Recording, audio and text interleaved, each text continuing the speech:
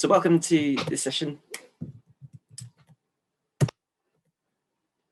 We wanted to talk to you a little bit about funding a postgraduate degree. I'm aware people might be coming from different places in the world, so we've tried to keep it quite rounded depending on where you're coming from and what applies to you.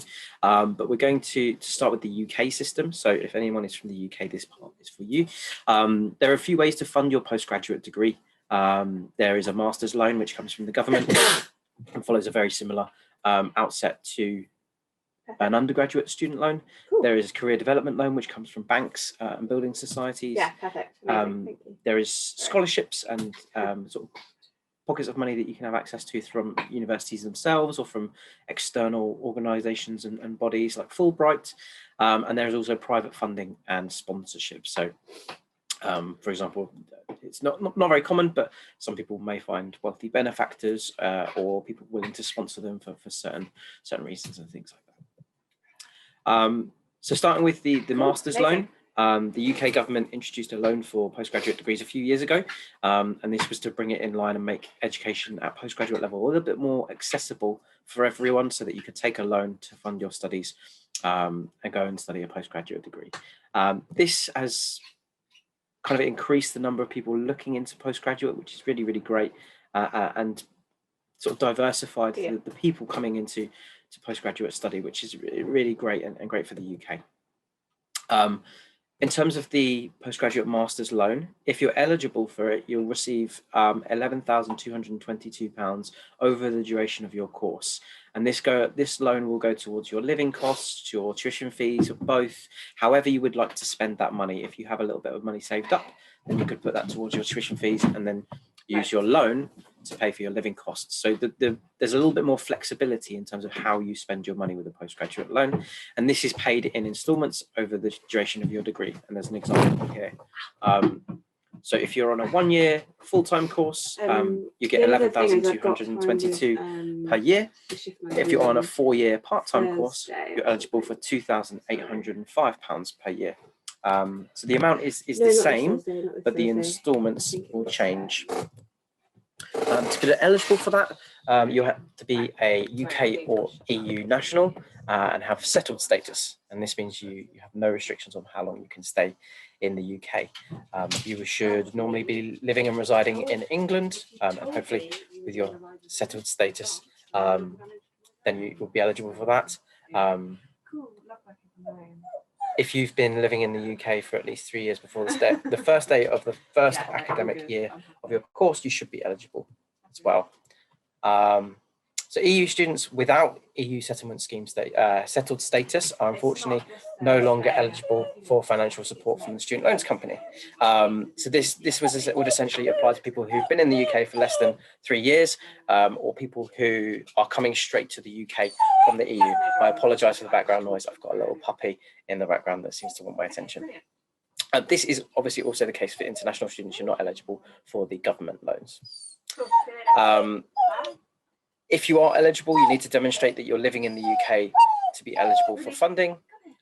This means you can't study via distance learning from outside the UK. So many of you may know this year that we've had special schemes of study in place at a lot of UK universities where, because of the COVID pandemic, people may not have been able to travel to the UK, or may have been forced into quarantine and things like that. And we've had special arrangements where students can learn via distance learning. That is unlikely to be the case in the future, which means if you study fully outside the UK, but on a UK course, you won't be eligible for funding, unfortunately. If you'd like more information on eligibility and to check your own circumstances, I'd really encourage you to visit the gov.uk website. That one specifically, that link there is for the master's loan and eligibility on that. But there is also a Brexit checker, which means you can check your status as an EU student if you want to see whether you'd be eligible for settled status, pre-settled status, or any kind of government funding. So once you've taken that loan, if you are taking that loan and you're eligible, your repayments for that will begin in April following completion of your course. And the repayments only begin when you're earning over £21,000. So if you're earning anything under that, the repayments aren't triggered, which means you're not paying anything back to cover your loan. It's only when you're earning over that threshold, and it's calculated on a month-by-month basis. That's the only time that your repayments will kick in.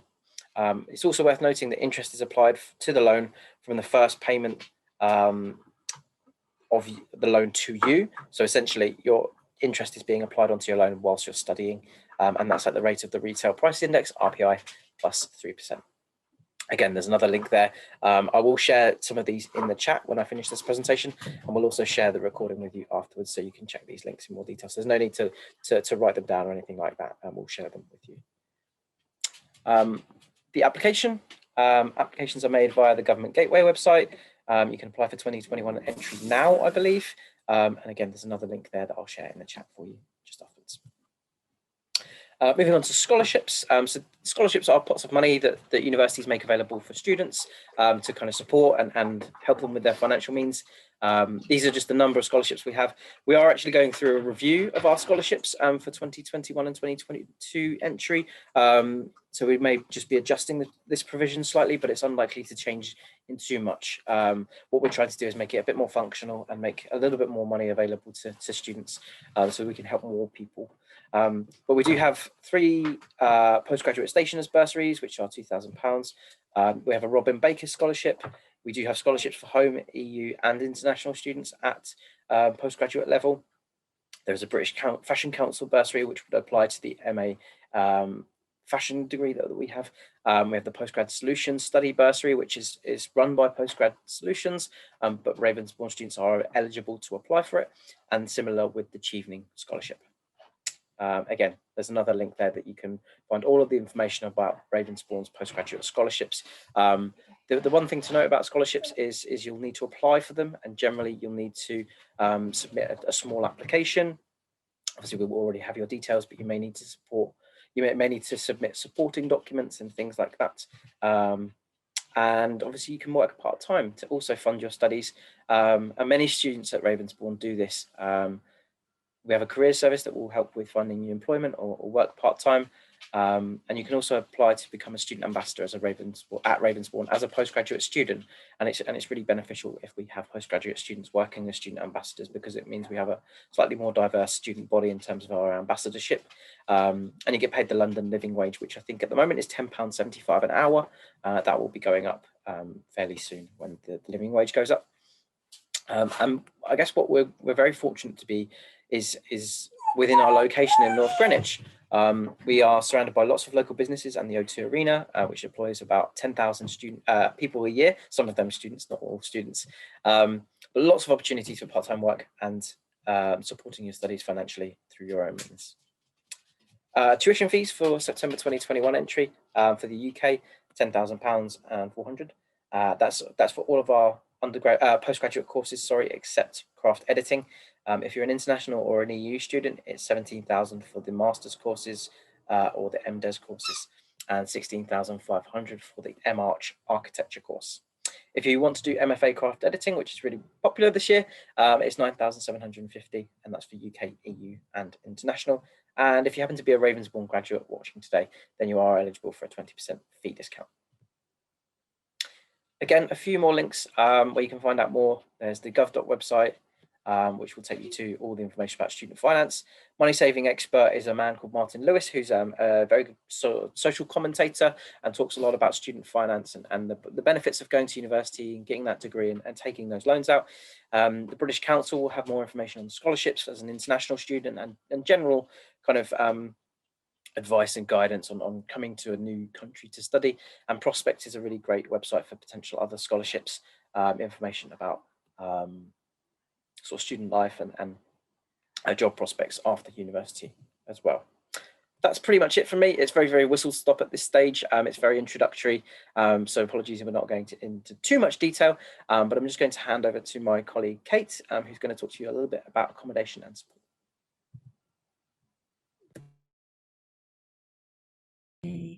Hi everyone, I'm Kate Campen. I work within the Student Services team at Ravensbourne, and I'm the Finance Support and Accommodation Coordinator. I'm going to talk to you a little bit about accommodation options for you. I'm just going to share my screen. Just bear with me a moment. Hang on. I've lost my mouse, 2 seconds. Okay, can you see that? Lee, can you see that? Yeah. Yes. Okay, great. Okay, so Ravensbourne don't have halls of residence as such, but we do have partnerships with a lot of private accommodation providers. All the details of the accommodation offer for next year can be found on our website on the postgraduate accommodation page. So if you just go into the main homepage and search postgraduate accommodation, that will come up for you. With student accommodation providers, they offer contracts for 51 weeks on average. So you do have to check your contract lengths and the dates that they are covering. So many of them start mid-September, and I know your course starts the beginning of September, so it might mean that you need to extend your contract length, and just make sure when you're looking at them that the contract length covers the dates that you're actually going to be studying. Because of this, we tend to advise you and recommend you to rent privately, and we've got a partnership with University of London Housing Service to offer you advice on how to find accommodation, which areas to consider, what your options are, the costs involved, etc. And they've got the largest online database of student accommodation offers from registered landlords and lenders. And they also offer a free contract checking service to Ravensbourne students for you to get your contract checked before you sign, just to make sure that it's all above board. And they do offer a free legal advice service if you do run into issues with your landlord.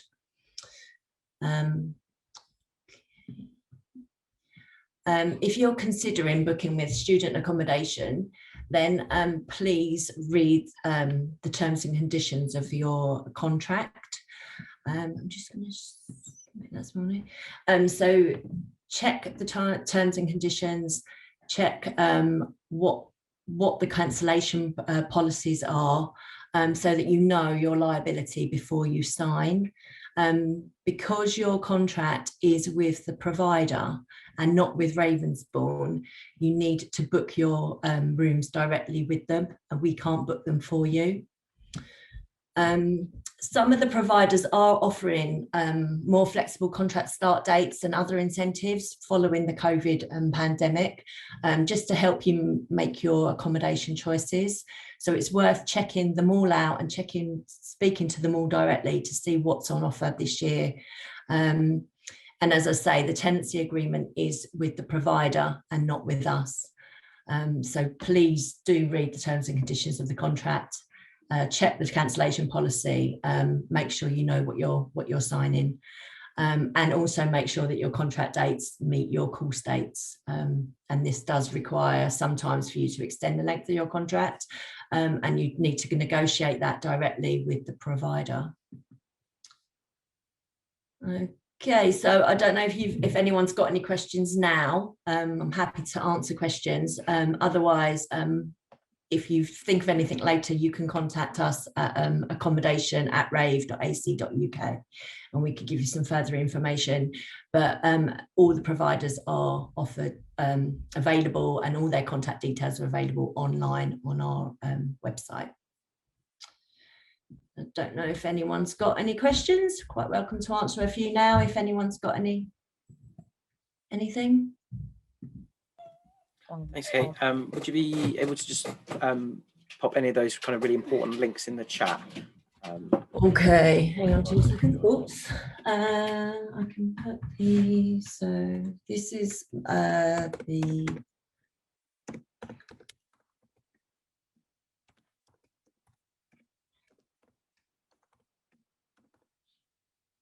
this is the email to contact for me at Ravensbourne to get questions answered. And then University of London Housing Service. I just want to double check that one, 2 seconds.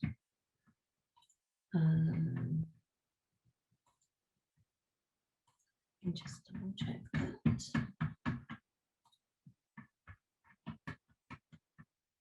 Bear with me, sorry. I didn't have this ready. It is what I thought it was.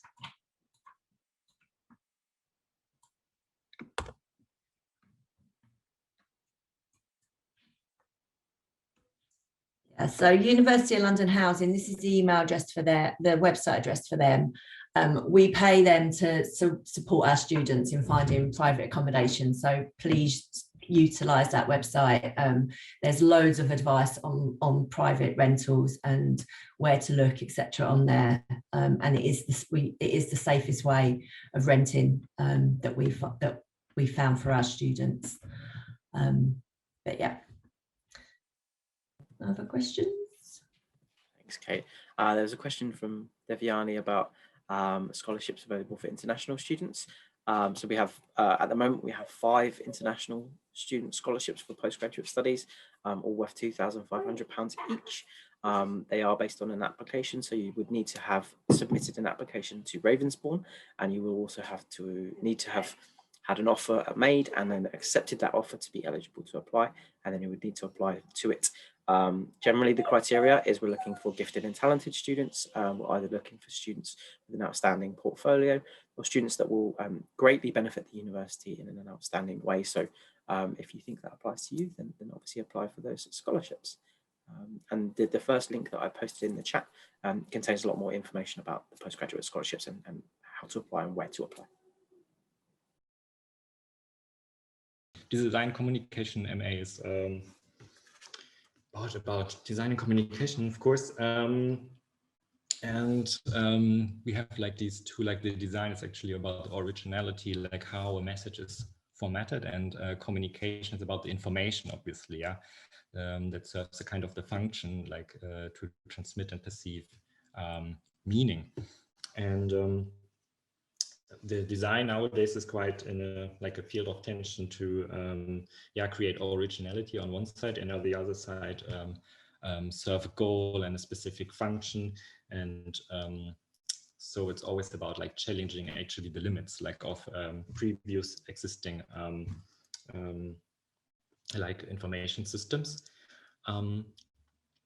So we also have like a very critical view in the MA course about technology, and here you can see like the breakdown of technology, like as a lever who extended the body of a human being to increase the force to move a stone, for example. But here in this MA, we are more concentrated on communication technologies. So here you see like a former example, like the drum, which was used in former times to communicate like between villages and to overcome distances. And here you see like an example for the optical telegraph, for example, where you had a sign on the top of this tower, and all these dots were like stations of buildings, and where they transmitted like optically signs to each other, and so the whole country could communicate. Let's see, where's the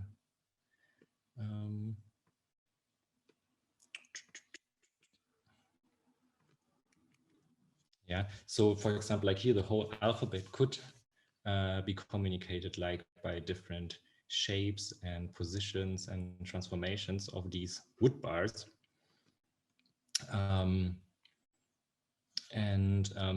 Yeah, there's also like a very substantial connection between like design and communication, which is actually technology, through what a message is going to be sent through.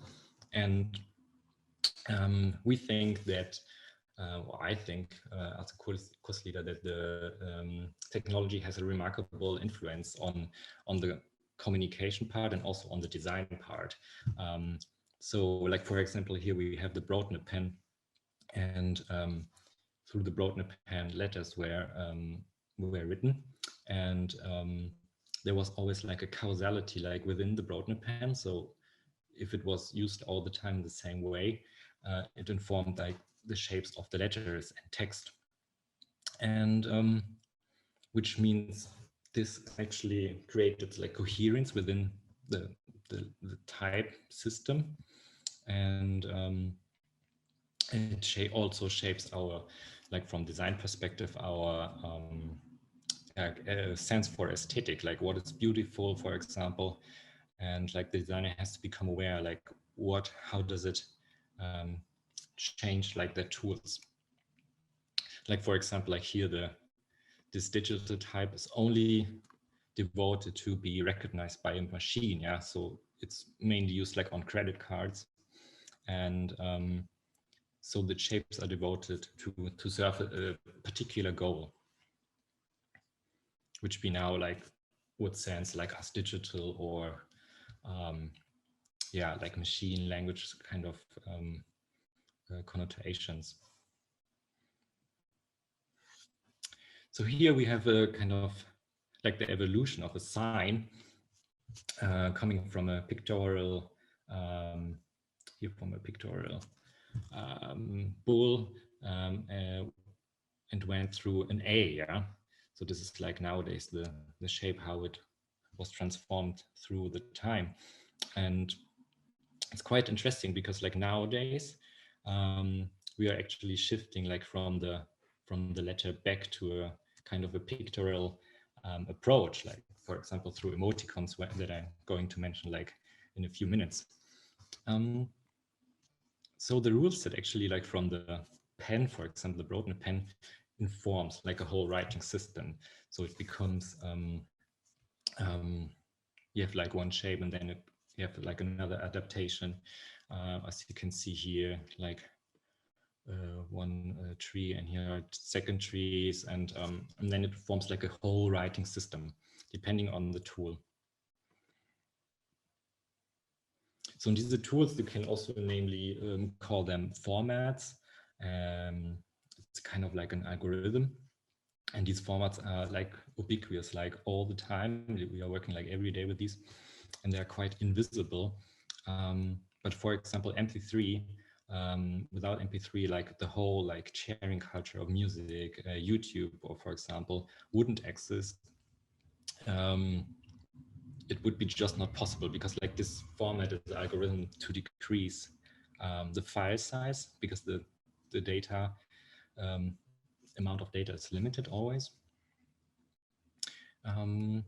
Yeah, and now we are coming to our experiment that we want to try today, where we actually want to like creating our own like writing system. And I thought we might create our own emoticon, like as a iconography representation of something quite complex, namely a feeling. So I will give you some, let's have a check, like if I'm in the right structure. Yeah, and I would like to, like, by making like an emoticon today in this small workshop quite fast, I want you also to push like into this perception, like how your emoticon is going to perceive like of the another person. So how could you do this? Here are some like typographical solutions, like how to deal with a material. Like for example, you can use just a stack of paper to shape something, or to make a face or a smile, and or you could use your like the architecture of your room as an inspiration, or maybe you can use like from your kitchen some sugar cubes to create like a shape, a face, or a gesture. Or here, for example, there's some post boxes were used like just to open and close them. So maybe you have a shelf that allows to do this. So like super simple approaches here. Like, or here, for example, you can see like the keyboard was used as a grid system to create shapes. So the grid is actually a quite easy approach, like to finding a shape without like drawing, but you can also like draw it if you're not familiar with like material, or if you just like drawing. For example, there's another approach also like for a grid, like as a cube. and this was like yesterday my approach. Like I just limit myself to just use the windows of my desktop computer to create an emoticon. I'm Mireille Fauchon, and I'm the course leader for specifically the illustration course, but I also sort of oversee and coordinate the rest of the postgraduate program. Oh, cool. So yeah, so I'm kind of involved in all of it, but I do lead the, I am an illustrator, that's my disciplinary background, and I lead the illustration at MA specifically. As you know, that we are a kind of cross-disciplinary program, so while we will specialize, so depending on what it is that you choose to do, but we also have this quite special opportunity where we can collaborate and like across each other, and that you have be taught and facilitated and work with like lots of members of staff like across the discipline. So there's this really kind of rich cross-fertilization of ideas and like gaining skills and working together. But today we're going to have a little thinky think about illustration specifically, and the ways that we are thinking and talking and doing illustration here. And it would be lovely to hear your thoughts as well about your interest in studying illustration at MA level, which I'm sure you know it's a natural progression, but it's very different perhaps from BA level, if that's where you're from before, or if you're kind of coming back in from industry, or what does it mean to like think and do illustration at MA level, and the nature of illustration kind of futures now. So it would be really interesting to, I don't know, just hear from you guys, like, I don't know, it would be really nice, there's only 3 of us, if you're comfortable, just to say maybe like where you're based and maybe what you're up to at the moment, just whatever you're comfortable with. I'm actually a motion graphics degree student. Wow, so, amazing. Yeah, so I mean, I don't live in London, I live outside. And I mean, I've been wanting to take on, I found out that you can't really do a master's on just motion graphics. So I was thinking of either taking the illustration masters or the craft editing one, to be honest. Yeah, right. And absolutely, this is not about, any of us trying to convince you to do our course. It's more thinking about what's right for you and what would be a good fit, and where you might kind of gain, the kind of skills and techniques and, whatever, all the things that you need. And certainly within illustration practice, it's not beholden to any specific way of working. Of course, it's got a natural relationship, right, with like image making and the pictorial, but actually in terms of how we think about illustration now, I think it's really exciting to think about what it could be. And so this idea that I think sometimes the most interesting, just generally like the most interesting creative works are made from people that are maybe slightly outside of whatever discipline they're doing. So when you kind of, that cross-fertilization, I think can be really, really exciting, because you start to think about it in a different way. And you, especially if you already have these skills in motion graphics, there's nothing to say that firstly you don't have to do that here, but that you don't incorporate that into maybe some of the kind of languages of illustration, if that makes sense. Yeah, okay.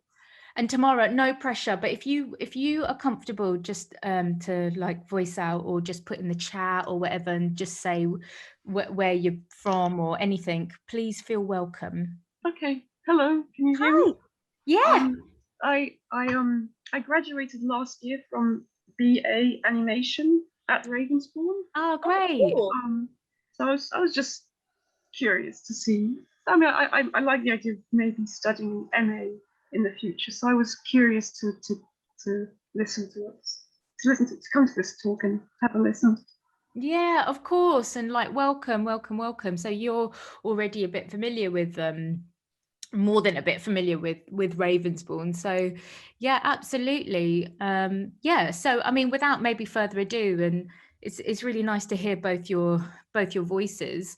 Our little exercise for today, and really it's just a conversation and a little bit of doing as we're comfortable with, is all about the manifesto for contemporary illustration practice. So really it's about us thinking about what illustration is right now, and like what it might, what it might be able to achieve, how it performs, and like what it does. Because I think the really exciting thing about illustration is that it can take on so many different forms, it can function in so many different ways, and the industry and the potentials for it are so rapidly changing that we're in this wonderful position where we can kind of claim lots of new territories as well as the ones that are really familiar with us to us. And I think it's really important that we are thinking always, if we're thinking about professional illustration, about how we might push those boundaries and what's already there, but actually, what could be. So it would be, these are the kind of things that I'm always thinking about with illustration, the power that it has, illustration quite often associated with storytelling, and it is a communication discipline that primarily uses narrative to communicate. And actually, if you're able to communicate really complex messages, there's so much power in that, because narrative is so accessible, right? So you can really communicate to broad audiences and make knowledge accessible to lots of diverse audiences. And I think that can have such powerful impact when you think about the kinds of people that you can reach with illustration, maybe beyond, the kind of traditional, forums for engaging with, creative work, or, maybe like kind of art, traditional places where you find art, let's say. The impact that you can have when you can communicate across lots of different kinds of knowledge, I think is really interesting. So I was always thinking about the intentions that we have when we make illustration. What is it that we're trying to do? What is it that we're trying to communicate? So I just thought it'd be really nice just to hear, I mean, maybe amongst the three of us, like what it is that we think illustration is, and what is it, when it can look or be, or what do we associate it with it, and what do we think it's for? How do we use it?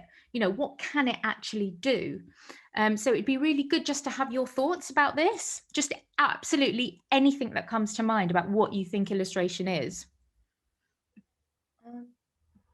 I think illustration's kind of not only just like a way to express your feelings, but I suppose a way to kind of improve on yourself. I suppose it's very much like, it can be kind of like a hobby, or it can kind of be a job, but like, I don't know how I could possibly explain it properly, because obviously English is not my first language, so I can't really explain it properly. I mean, apart from expressing yourself, I suppose it's a way to kind of, it's like a, I think you're doing really well. Expression. Yeah, I mean, if you're telling me that this isn't your first language, I think you're incredibly articulate, and I don't think there's a wrong answer here. I think expression and self-expression is pretty, accurate. You tell me. I mean, it's a really weird thing. Like, it can be pretty much anything for anyone. I mean, like, illustration, I suppose, can be kind of like a gateway. It's a weird way to say it, but it's like a gateway to maybe someone's emotional state or mental state, or even their views in general, that kind of thing. Or it could just be, just for fun. I completely agree. I think this idea that it can be a gateway to emotions or an intellectual state. I'm sorry, I'm like totally trying to keep all of these ideas. Intellectual state is a really interesting one, because I think, it's not always that accessible, understanding what other people think and feel. So if you think that illustration can kind of communicate, yeah, absolutely, Tamara, like storytelling with pictures. So if you think that you can communicate these like emotion and feeling and get kind of you can communicate the inside of your head outwards. I mean, that's pretty profound if you can get someone to understand what it is that you think and feel, or even make what someone else, let's say in a commissioned context, you're trying to communicate a particular point of view or a perspective and make it kind of understandable to another audience. I think that's quite powerful. And Tamara, absolutely, storytelling with pictures. So I think absolutely storytelling is like one of those key ways that illustration communicates. And like you say, the construction of the pictorial image, you know, the craft of image making in order to communicate exactly what we want is really interesting. Any more thoughts on what it can be for, or what it can do? Just anything. I mean, if it's powerful enough, it can change other people's perspectives. Yeah. Like, take Picasso, for example, or Dali. A lot of like surrealist artists, they have a way of kind of getting into their patrons' minds and kind of having them change their perspectives slowly through their own art and through like the abstract expressions. Sorry. No, absolutely. And I mean, how powerful is that if you could change someone's perspective, if you can change someone's point of view? I mean, I don't know if it's kind of interesting to speculate where and how that can be useful in society or like within, like in the professional world. Any ideas? Does visual propaganda count as anything? Because obviously a lot of times during the wars and all that, they did use a lot of artists and kind of try get their messages across through the "We Can Do It" posters and the World War and all that. Don't know if that would count. Yeah, I think so. I think propaganda, which just means the propagating of ideas, really, like that's what that word means. And propaganda, as we understand it, as a kind of political tool to kind of promote certain ideologies or incite certain feelings about yourself and maybe the enemy, I think is an incredibly powerful example of how illustration and what we can understand as illustration can perform. If you think that a carefully designed illustration campaign or communication campaign that uses illustration might be able to make people align with a certain ideology or a way of believing, I mean, that is incredible for good or evil, so it's pretty potent stuff. Definitely, yeah. Yeah, good. So what I would like us to do together today, just really quickly, and it's just a really, really quick exercise, is to kind of create a manifesto between us, which is a statement of your own values and ambitions. So it's about you clearly defining maybe what you think is important and thinking about your own position and what you want to achieve through your work. And a manifesto is essentially a commitment to yourself and your practice, and it's a performance of your intention. So this is the notion of a manifesto. It's something that declares your position, your values, and your ambitions for your work. So what I would like us to do is think about a manifesto for illustration and what we think illustration can do and how we would like to practice it. So the first thing I want you to do, if you just get either tap into a document, like a text edit or like a Word document, or if you've got a pen and a piece of paper, I'd really like you you can use the chat also if you want, if you don't mind other people like each other reading. It's not going to go anywhere else, but I think it'd be really good to just think about who you are and the things that you care about and the changes you'd like to see in the world. So I just want us to do this little exercise together, and we're just going to do it really quickly. We're just going to 3 minutes just to make a list of all the things that we think and care about. And it really is, just like I've written here, it's about drawing out your knowledge, thinking about who you are, your experience in the world, and what you can bring to illustration, and also maybe to each other and like a wider community. So have you got a pen ready? Yep. Yeah, okay, so I'm just going to time you. So if we say from She says on her stopwatch.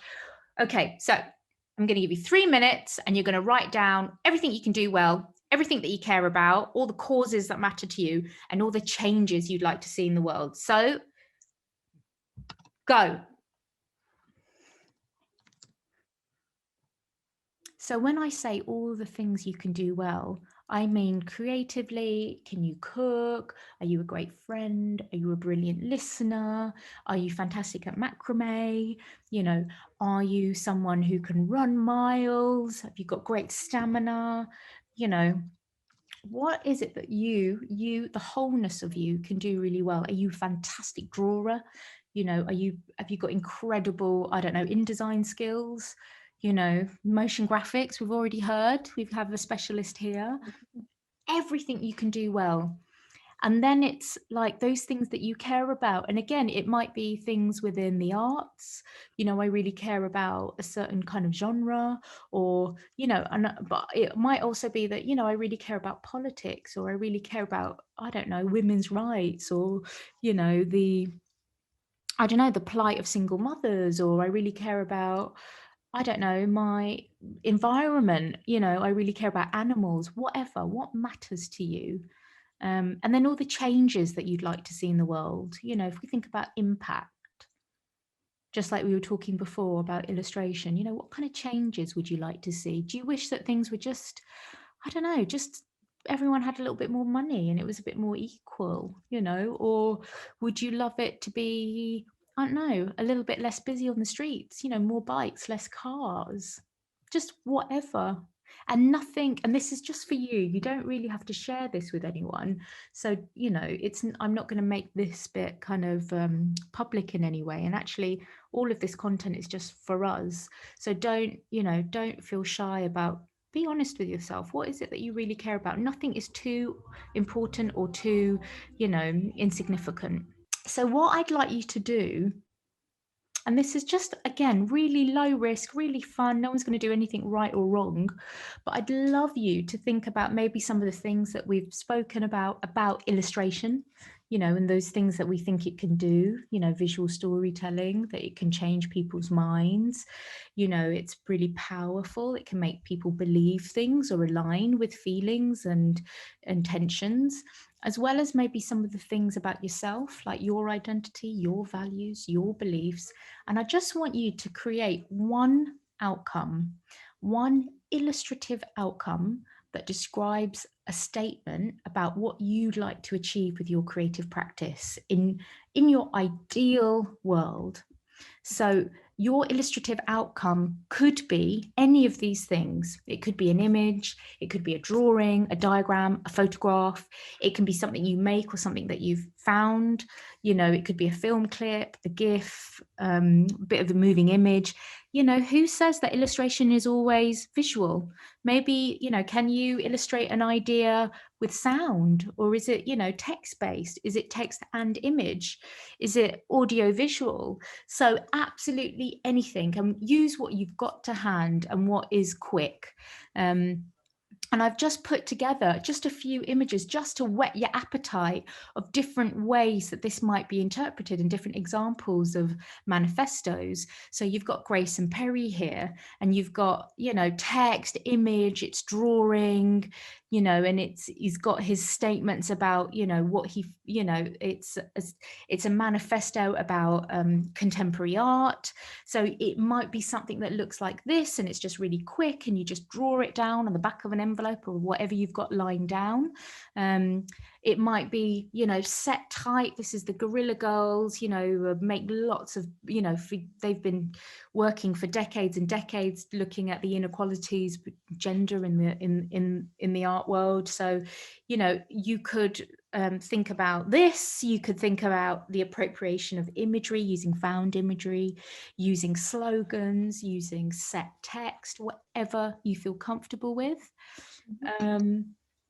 You know, it might just be a set of intentions, you know, or instructions for yourself, or things that you believe in, you know, quite simply just written down. Again, another kind of feminist artist, Judith Bernstein. But you can also see here some visuals. So your illustration or your illustrative statement actually might be completely pictorial. You know, you're going to try and communicate what you believe in through an image. So again, I think this is wonderful. It's Sister Corita Kent. She's like a civil rights and anti-war activist in sort of the 1960s era in America, known for using very typographic processes. And I think this set of rules for the studio is absolutely beautiful. So it might just be written based, and that's completely fine.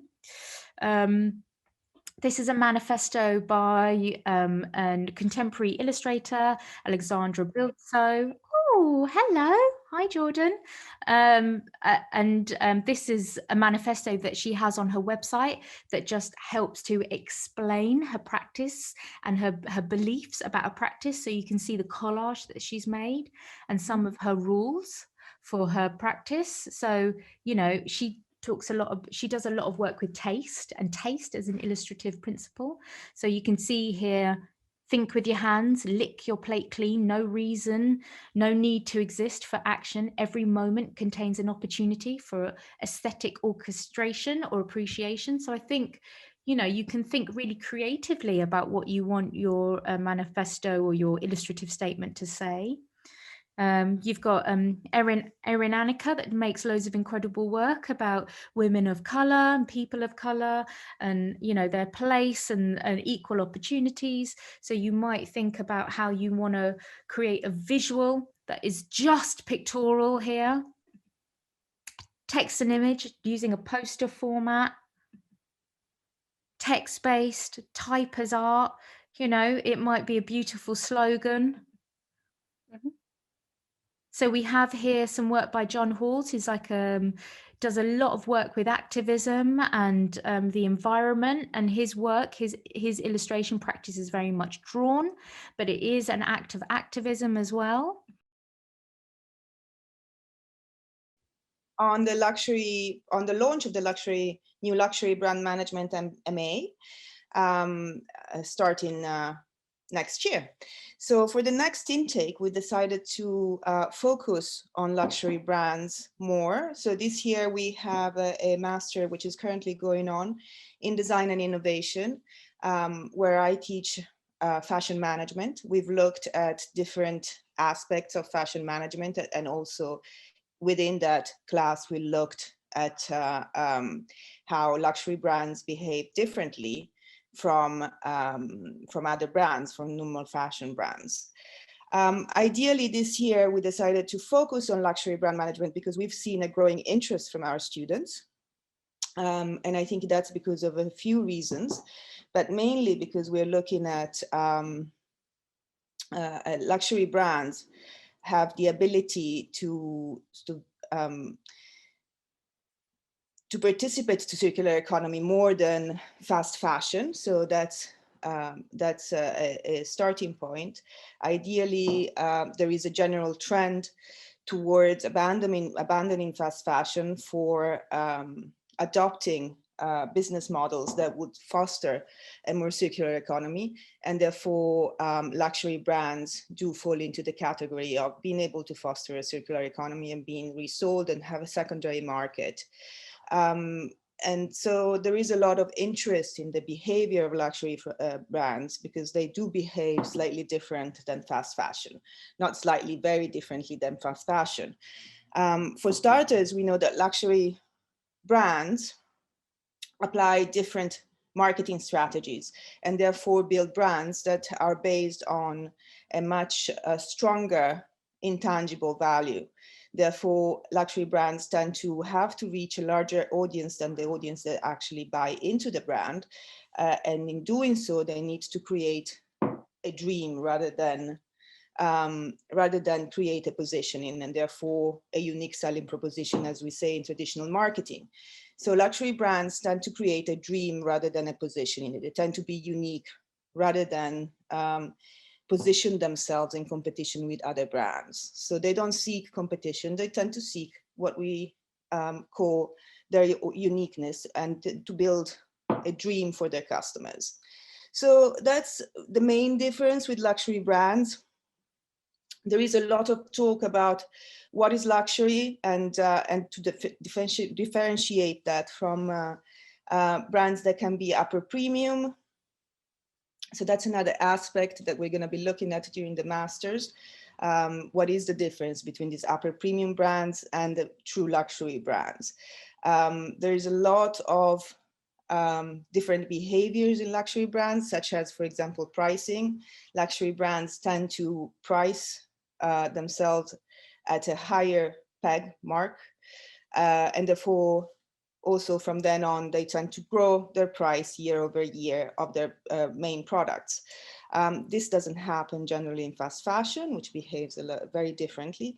And also what happens is that luxury brands should never go on sale because that dilutes their brand. So there are many aspects that are different from fast fashion or normal fashion.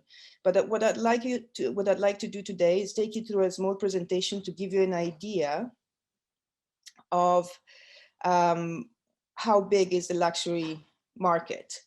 Also, when we talk luxury markets, we generally talk about a market that is not only fashion. So fashion is part, so personal luxury, which is what we call personal luxury, which is leather goods, watches, and etc., is part of the fashion market, but is also what is part of the luxury market.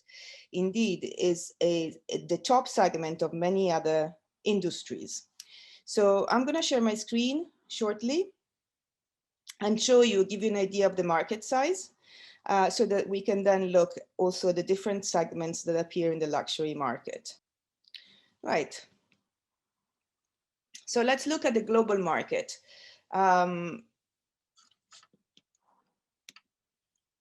So the market of luxury, the luxury market is now estimated at 1 trillion mark. It has shrunk back to the value it held in 2015 because of the impact of COVID-19 in 2020. So luxury segments contracted in 2020 between 20 and 22%. So now here we see the 9 segments that traditionally are comprised within the luxury market, global luxury market.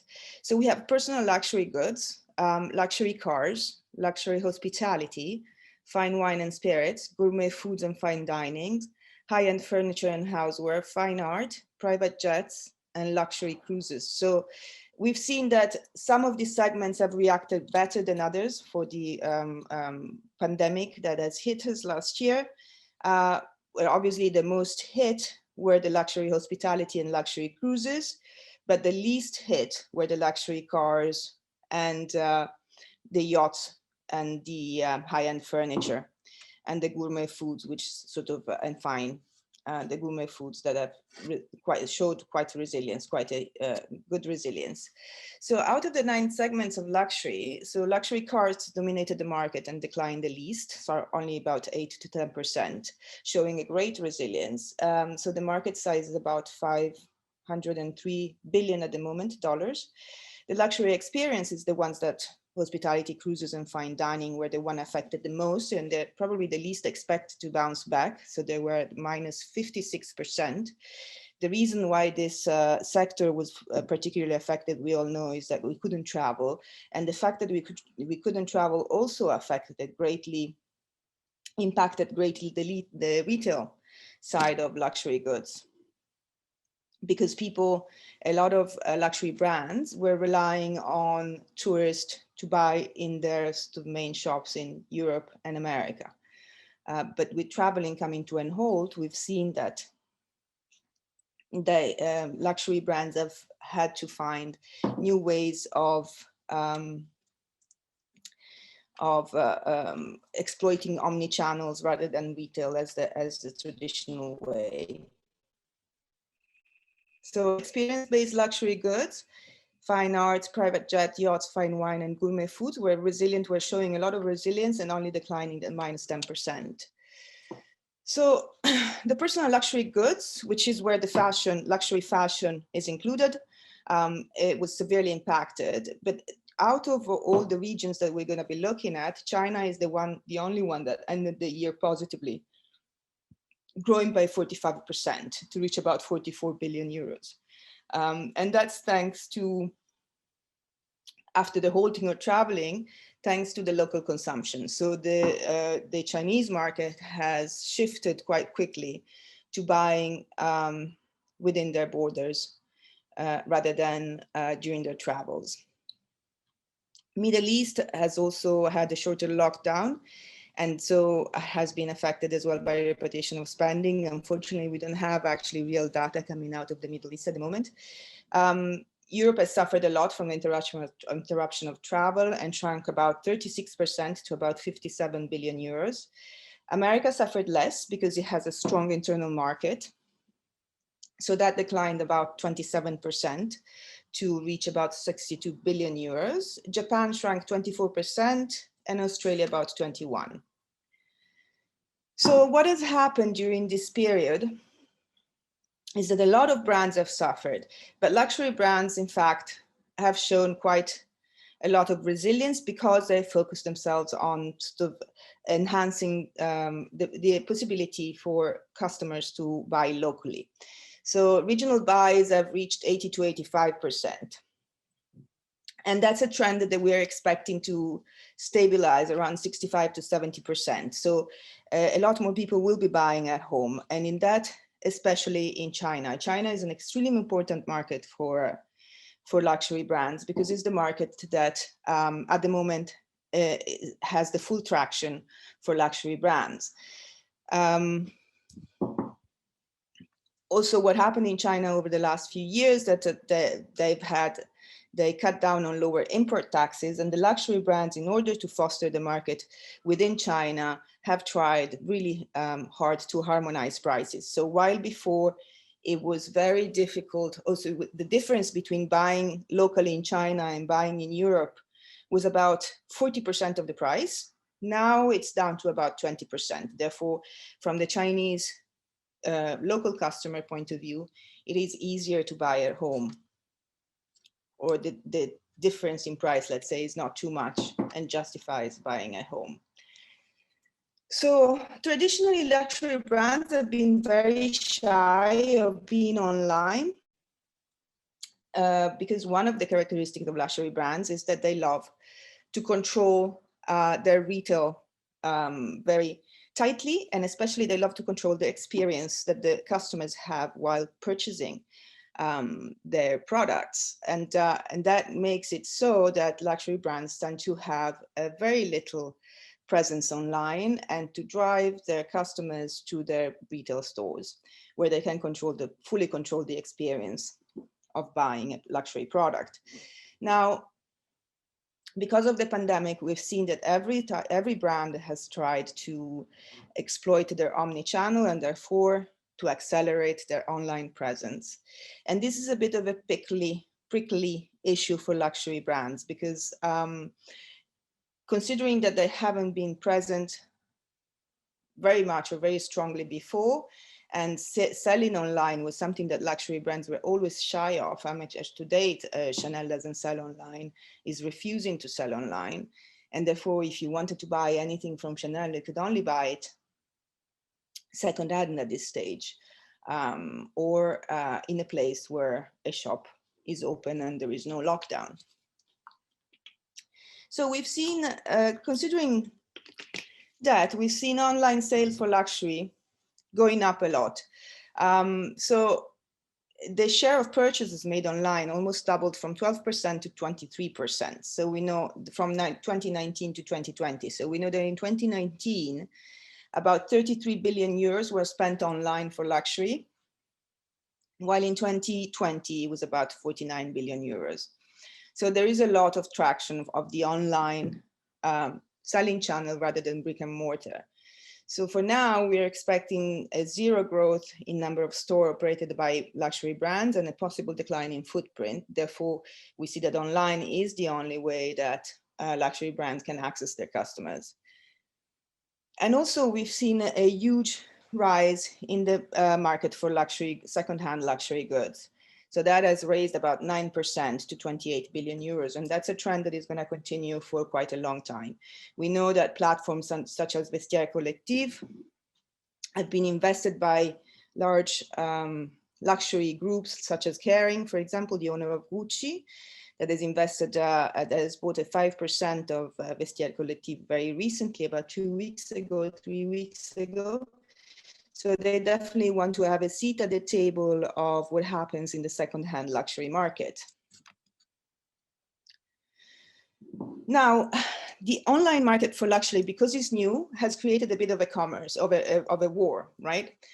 So for a long time in the industry, there's been a chatter about the need for a global neutral platform for luxury goods, but that has never quite happened because every single player really wanted to control the way that their merchandise was distributed and delivered to the clients. But in the last 2 years, even before the pandemic, this competition has intensified on the online marketplace. So this was a trend that was there before the pandemic already, but with the pandemic has greatly accelerated. So we know that in terms of e-commerce or presence online, different industries, for example, music industry has been disrupted by Spotify. The hotel industry has been disrupted by Booking.com. The fashion industry, on the other hand, we've seen, or the luxury industry, we've seen nothing of the sort that really revolutionized the market. So for luxury, the present has been spotty. So we'll look at who has been doing what. So for now, let's look at what are the 3 major luxury groups, and under that umbrella, they kind of cover quite almost all of. Hi.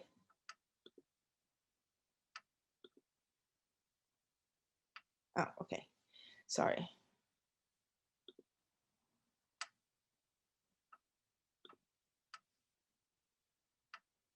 Sorry, I just had a problem with the chat.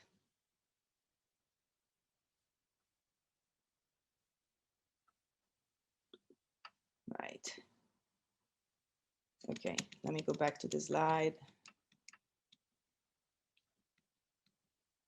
So 3 major luxury groups. There's several others, but for now, let's focus on this one because they've been the 3 major players in the online war that we've seen in the past months. So we have the Richemont Group, which comprises all these brands that you see on the screen, so quite a few. And then we have LVMH, which is the largest of them all, which, as you can see, has a presence in quite a few sectors. So in wine and spirits, fashion and leather goods, perfumes and cosmetic, watches and jewelry. Then they have, they also own the Bon Marché, Sephora, which is a distributor of cosmetics.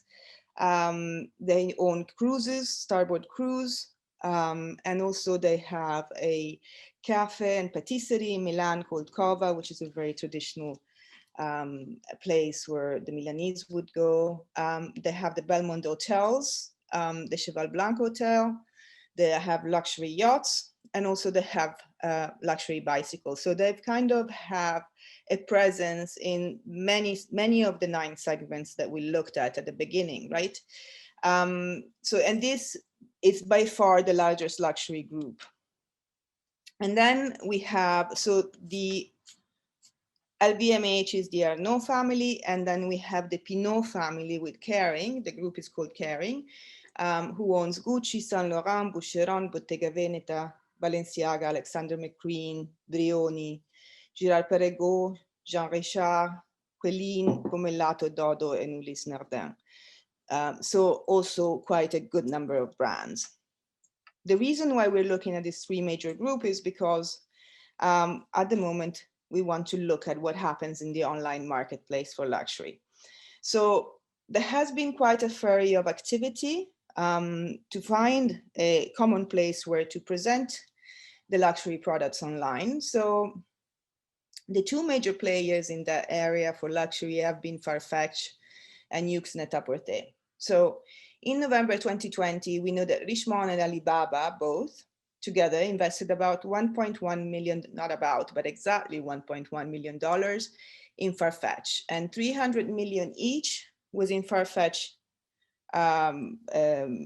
Europe, and 250 million each, so 500 million for the two, was invested in Farfetch China. So Farfetch China Farfetch doesn't have a presence at the moment in China, and will now have a presence on Alibaba's platform. So here we go. We see two large groups investing in Farfetch, and we think ideally the direction that this is taking is that Farfetch is going to become that marketplace for luxury good. But also we have its major competitor, Yoox Net-a-Porter. So we also know that Kering increased the stake that they have in Farfetch by 50 million. We don't know how big it was before, but we know that it was increased by $50 million recently. We know that Yoox Net-a-Porter on the stock exchange is YNAP, was bought right out by Richemont in 2018. And all luxury brands at this stage depends heavily on either Net-a-Porter or Farfetch for online sales. Now, this space is so interesting that everybody wanted a seat at this table. So that everybody wants to have access to luxury brands or to deal in luxury brands. So Amazon, as the largest online retailer together with Alibaba, so Alibaba and Amazon are at the moment the two behemoths, so the two largest companies operating in the luxury market, in the marketplace online, have all tried to have a place. As we've seen before, Alibaba has invested heavily in Farfetch, and Amazon on the other hand has tried really hard to attract luxury brands to its platform. But generally speaking, what we've seen is that luxury brands have rejected Amazon as a third-party seller because of its reputation. So what happened in the past is that Amazon has had a lot of counterfeits going through their website, and that has discouraged heavily luxury brands from having dealings with them. Amazon has, and he's trying really hard by unveiling different initiatives. Some of them, so they unveiled some stores in the US and the EU in conjunction with Vogue and fashion councils to give them support for the brand, but that it really hasn't taken off. They also introduced a luxury app store targeting all their Prime members, but that as well hasn't really taken off.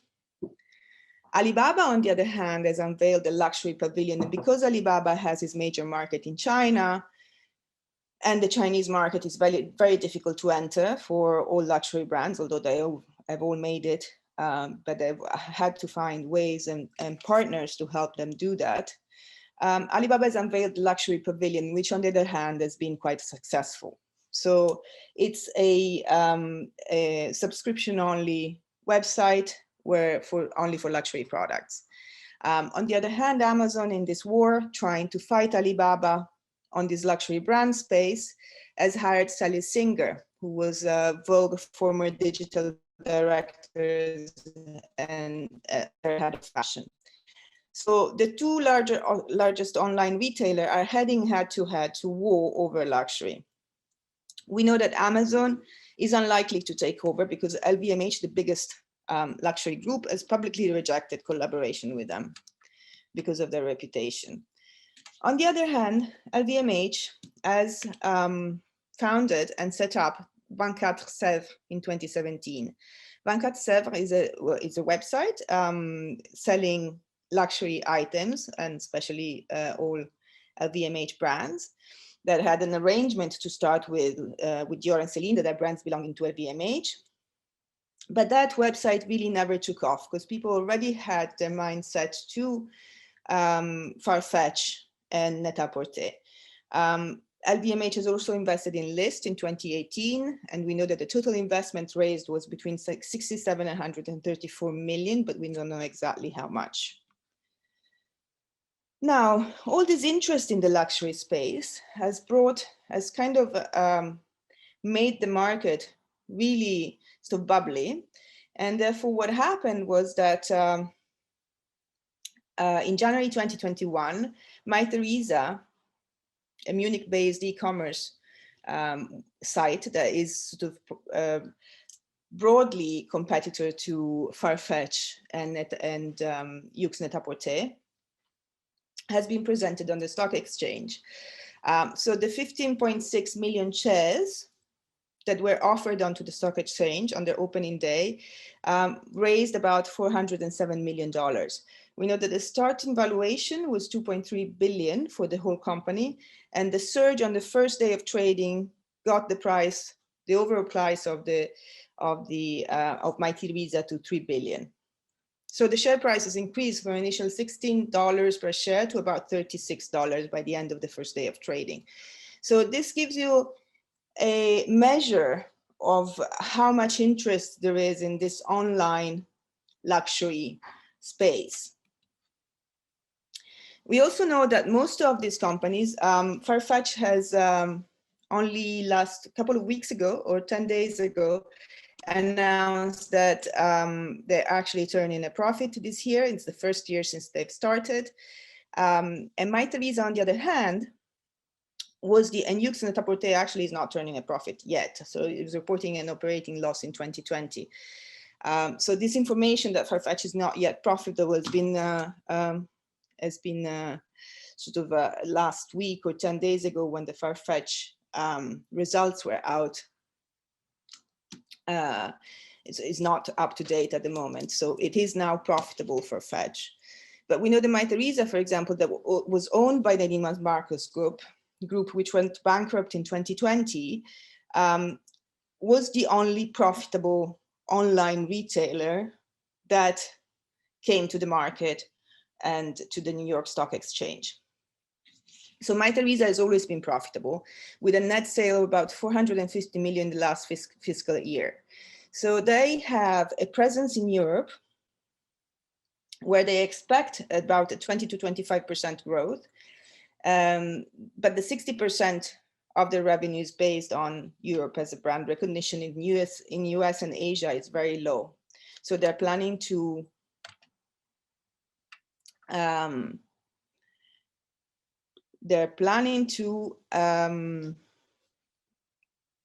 expand in Asia.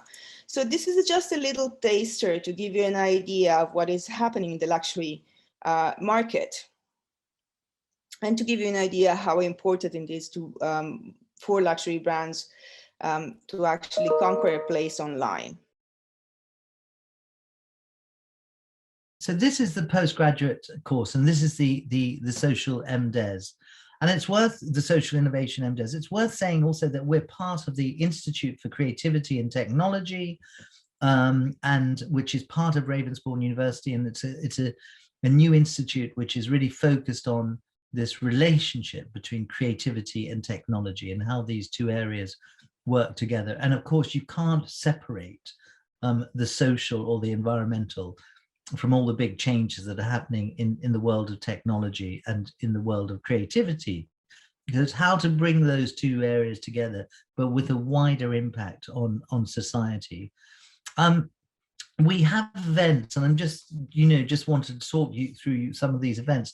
Like, we've got a wonderful In Conversation series. So I've had the opportunity to interview and have conversations with all kinds of people, from the world of economics to the world of technology, service design, social innovation, and everything. And we have those on the website, and they're quite long form interviews. They're proper conversations, but do go and have a look at them, and you'll get a real flavor of who's involved with the course. All these people have been involved with the course, and you'll kind of get a real insight as to the kind of people involved in the postgraduate course. We're doing a big symposium on the 8th of April, if anybody would like to come to that. And we're doing a big conference between April the 8th and the 22nd of April, of design and economics, how we understand how design can impact on different areas of society. And we launch our new Institute for Creativity and Technology on the 10th of May with a series of Google sprints and activities. At the moment, we have 4 courses, which are now going to become 5 courses starting in September. And what's interesting about these courses, they all have a shared curriculum. So they're all kind of working together. We organize the learning through real projects, you know, so although research is very, very important, and it's a very rigorously research-based course, it's learning through live projects, which really matters. And we also learn in collaboration, so working in teams, in groups, and that's very important. So you'll never actually, you know, you do research and you do assignments on your own, but you're always involved in group and collaborative projects. And we always have kind of the involvement of external partners and clients. And I suppose the essence of the course is very much about how we're generating new knowledge. It's not so much about kind of looking at old knowledge, you know, and in a very traditional academic sense, but it's looking at unsolved problems, you know, and it could be unsolved problems around climate change, around demographic changes like the aging population, gender inequality, all kinds of things, mental health, children's education. It's just a very, very wide range of areas, but it's how we're addressing these unsolved problems, and that's what the course is looking at. Just to give you a kind of flavor in the next month, so we're doing this project called Radical Collaboration, which is a big sprint workshop. It's a 1 week where we're going to be, the students are going to be presented with a challenge, and then they have to kind of, you know, have a week to go and find solutions to that challenge. And it's a competition basically, but really quite powerful. We have Mad Chats, which was set up by the postgraduate students, which is a series of podcasts with some of the most interesting kind of designers and thinkers and social activists. We're launching our mentoring program, which is the mentoring unit there, the TMU, where students are placed with mentors, and so they work with mentors over a period of a few months. They have about 6 meetings with their mentors, and then we're launching our Design and Economics Unconference, which is a big unconference bringing together designers, social thinkers, economists to look at some of the big issues of our time. So there's a lot of activity. It's a very kind of, you know, very energized course and very energized year. This is just to give you an example of some of the kind of projects that students have ended up doing. So this is Ben Norsworthy, who founded this project, Bendy. And Bendy basically is a browser extension which looks at all the kind of the world of fashion and the clothes and everything, and basically understands those the social and environmental impact that the clothes production world, the world of fashion, is having. So this is now working in relationship to all kinds of interesting organizations. It's just had £100,000 investment into it, and everything. And this emerged from the social innovation as an idea course. So this is very, very exciting. And it kind of sets up almost an index. So when you're buying something, you can also look, you can find that information of where does this item of clothing or this product actually come from, what's its kind of, you know, environmental impact, its social impact and everything. And so it's a kind of new addition to how we shop online, but it's bringing the social dimension to how we shop online. This is another project that the students have done. This was social innovation and service design students, and it's called the Money Lab. And it was really kind of identifying, working with young people to know what not necessarily if they've got money or they haven't got money, but actually what their attitudes and values of money are, and how can they think differently about money. And as a result of thinking differently about money, what kind of services would they need? What services would be beneficial for young people to understand money better, to build their kind of financial capabilities in terms of planning, avoiding drifting, avoiding dreaming, but rooting a dream within reality. And just understand that whatever you do, the money is important. And, the sooner you can kind of understand money and how it works, the better. So this was a big project. Again, I think it was about £94,000 went into this project. And it's an example of what we're doing at Ravensbourne. This is another student-led project. This is last year, which has just had funding. I think it's £30,000 they've had. And this is really understanding the what's often called the treatment gap between mental health and mental health treatment. So there's a gap. So, if people, unlike physical health, if you're diagnosed with an illness, then there's a kind of all series of treatments available immediately. Mental health is much, much more complex. And what we're finding, not just in this country, but elsewhere in Europe, around the world, actually, is that actually there's a huge gap between being diagnosed with a mental health disorder or an issue, which is often treatable, and actually having that treatment. And this is developing a series of algorithms, working with the NHS, working with health professionals to really bring people together so that it's much easier, it makes it much easier, and that people don't feel alone if there are mental health issues. And it's just a very, very interesting project, which has been set up by the students from last year, and now they've gone and got investment for the project. And then this other project, which is interesting, this is called Silicon Health Valley. This again came from within the students. And what's interesting about this is it was working with the Smart City agency in Greenwich, which is Digital Greenwich. And Digital Greenwich are developing all these kind of, stunning technical innovations, driverless cars, the Internet of Things, scanners, and all robots delivering services to older people and everything. But what they weren't doing is necessarily connecting to communities, to neighborhoods, to individuals. And this project, the Silicon Health Valley for Greenwich, was looking at how a kind of more community demand-led approach can inform these technical developments and technical innovations.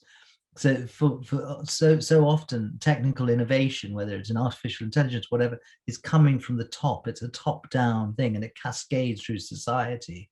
And what we were trying to say is actually we need, the people involved in technical development need to understand the lived experiences of people living, in communities, whether it's families, parents, children, schools, health workers. And then technology needs to enhance and amplify what's already going on. So this was a very interesting project. This was I think it was about 2 years we did this project. And this is just an animation of that project. So that's just kind of a bit of a snapshot of some of the things we do. These just the top level things that we do. What we're going to be doing next year, starting in September 2021, is we're working very closely together. So all the courses, so social innovation works very closely with service design. There's a very close relationship with the now let's see, somebody is coming in. Welcome. I think Roha. Hello, Roha. Welcome. I hope. Hi, Paul. Hi. How are you? I'm good, thank you. Good. Welcome. I'm just talking through the course now, what we're going to be doing next year, and I've just gone through some examples of what we did in the last year or so. But I suppose in the essence is really the course, you go deep into social innovation. What does it mean to be a social innovator? What does it mean to develop the kind of the leadership capabilities so that you can really progress a career in this area? And it could, as I said, it could be in you know, in the private sector, in organizations, it can be in charities, NGOs, students gone into businesses, working in corporate social responsibility, but it's understanding one of the big drivers of our world is social innovation and sustainability. And what does that mean, both in terms of social sustainability and environmental sustainability? So you go deep into that, but then you also kind of connect with the other courses. So what does this mean in the world of luxury?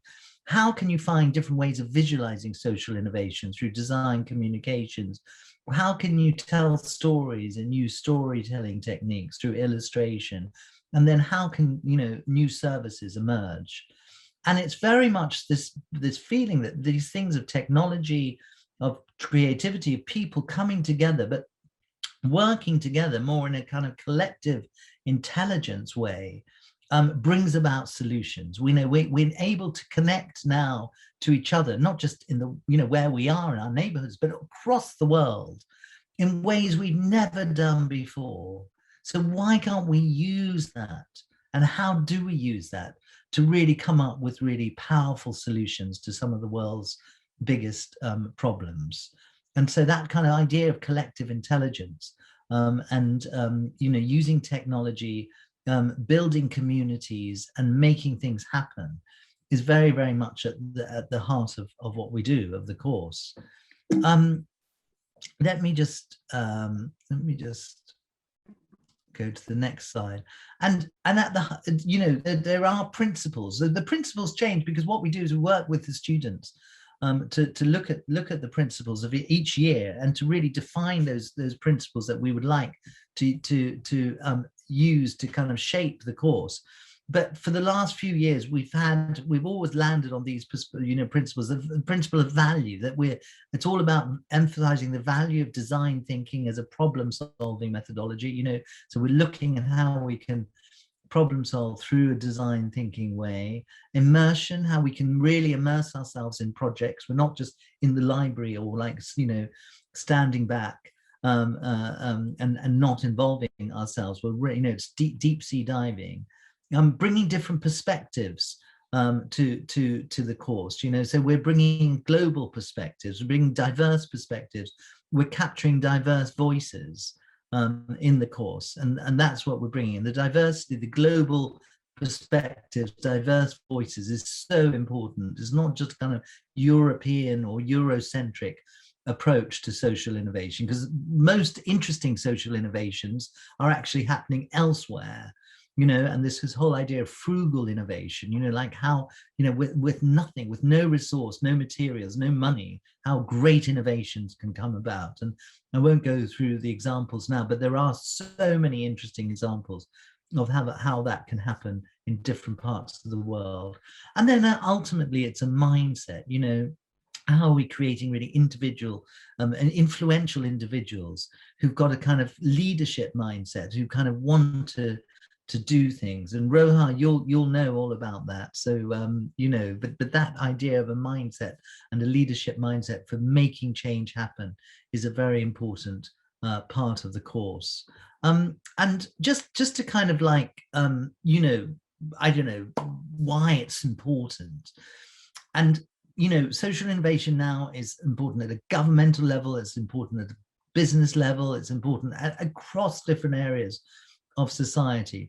And basically it's important because most of the social problems in our societies and environmental are far from being solved.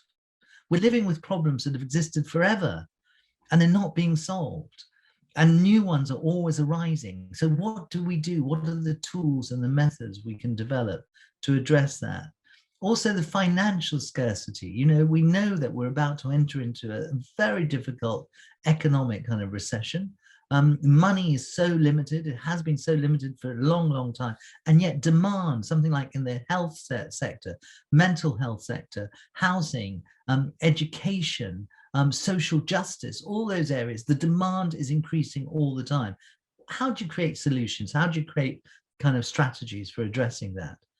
And then these two last things, you know, we need compelling visions. You know, we do need visions. We need thinking. We need new ideas for how human development can be furthered.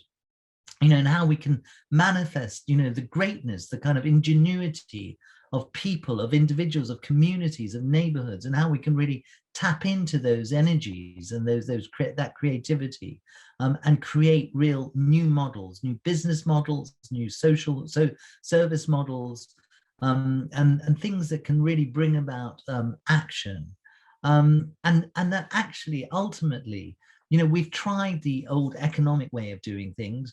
We've used all the kind of business management and MBA type of approaches and everything. We're still left with problems. So how can we kind of channel a new socially creative approach to addressing some of the world's big issues, you know, both local and global? So that is, and this is just the final slide of like understanding a little bit about how the areas connect, you know. So creativity is very important, but so is business. It's about doing things, creating the organizational cultures and structures for achieving things. And technology is very important. And underneath you have all these kind of elements, you know, so problem solving. How can we ask those, you know, difficult questions? And you know, the what if questions. What if we did it this way? What if we did it that way? How can we come up with new ideas? Visualizing is so important. How can we give shape and give form to new ideas, you know, and give form, to give shape to forms, new forms? How can we create different kind of ways of telling a story? Prototyping, we do that. We're testing things all the time. We're not just talking about them in the classroom. We're then saying, well, look, how will this work in reality? And so there's a prototyping kind of culture in the MDes. And storytelling is so important. The idea of, you know, of storytelling, of being able to kind of create narratives, you know, around what we're doing, and so to compelling visions is very important. And collaboration, it's all about collaboration, all about kind of high levels of participation with different communities. And ultimately, it's about user-centered. It's finding out where people are at the moment. So this idea of kind of, you know, a user-centered approach, a human-centered and eco-centered approach, building deep empathy with the kind of communities and the organizations that you're working with, is very important. And I would say these are the 6 principles, if you like, or the 6 kind of underpinnings of the course. You know, we'll always do that, and we kind of spiral around. So it's about, you know, now we're going into a problem solving mode, now we're going to a collaboration mode, now we're going into a kind of user-centered, human-centered mode. But those 6 elements are the kind of the things that frame the course. Okay, well, welcome everyone. Thanks for joining us. So this session is a chance for us to hear from our students, our postgraduate students, and hear a little bit about what they've been up to and your thoughts about the course and what you've been up to, and maybe hear a little bit about what brought you to Ravensbourne and brought you to postgraduate study. And of course, if anyone has any questions for our students, this will be a nice point where you're all together. And I know that you are a lovely bunch and, you know, very forthcoming and lovely with each other. So I'm sure that you'll be able to answer anyone's questions or queries about the courses. But I thought a nice way maybe of starting would be just like a quick hello from each of you, and maybe just hear a little bit about who you are and maybe your backgrounds, where you might be from, because I know that we've got an incredibly you know, like sort of international group of people that are here together, not just like in this Zoom space, but also, you know, across our whole student body. And we're from such different backgrounds. And one of the things that we've been talking about actually already is how interdisciplinary we all are actually, and how we try and foster that here. So I would like to hand over and maybe, yeah, if you could just tell us a little bit about yourselves, your backgrounds, maybe how you got to Ravensbourne. And I don't know, maybe Carly, if you could start. Hi, I'm Carly. I'm originally from Lebanon. I've been here 4 years and I did my undergrad in criminology. And I wanted to keep studying. I wanted to do a master's, but I wanted to change fields. And I've always been interested in arts, and I'm kind of self-taught. Like I don't have an art background, and it's just I found Ravensbourne like kind of by chance, and I loved it, and I applied immediately. Great. And yeah, fantastic. And you're studying on the MA illustration course, aren't you? Yeah. I'm sure you said that, but I just thought I'd make the point. I wasn't sure. I think I might have missed. I'm doing illustration for communication, and it's been great. Brilliant. So maybe Margaret, would you like to go next? Yeah. Hello, I'm Margaret. I am from the United States. I grew up in New Jersey and went to undergrad in South Carolina, and then I worked as a graphic designer in Washington, D.C. With just creative agencies and social media agencies. And I had always wanted to move to London just because it's such a great city for design. And I also kind of happened upon the program, and I applied, and it was all very exciting and happened very quickly. But what interests me most about the program was just that it was industry focused and kind of smaller. So I love that I know the tutors and the other students personally.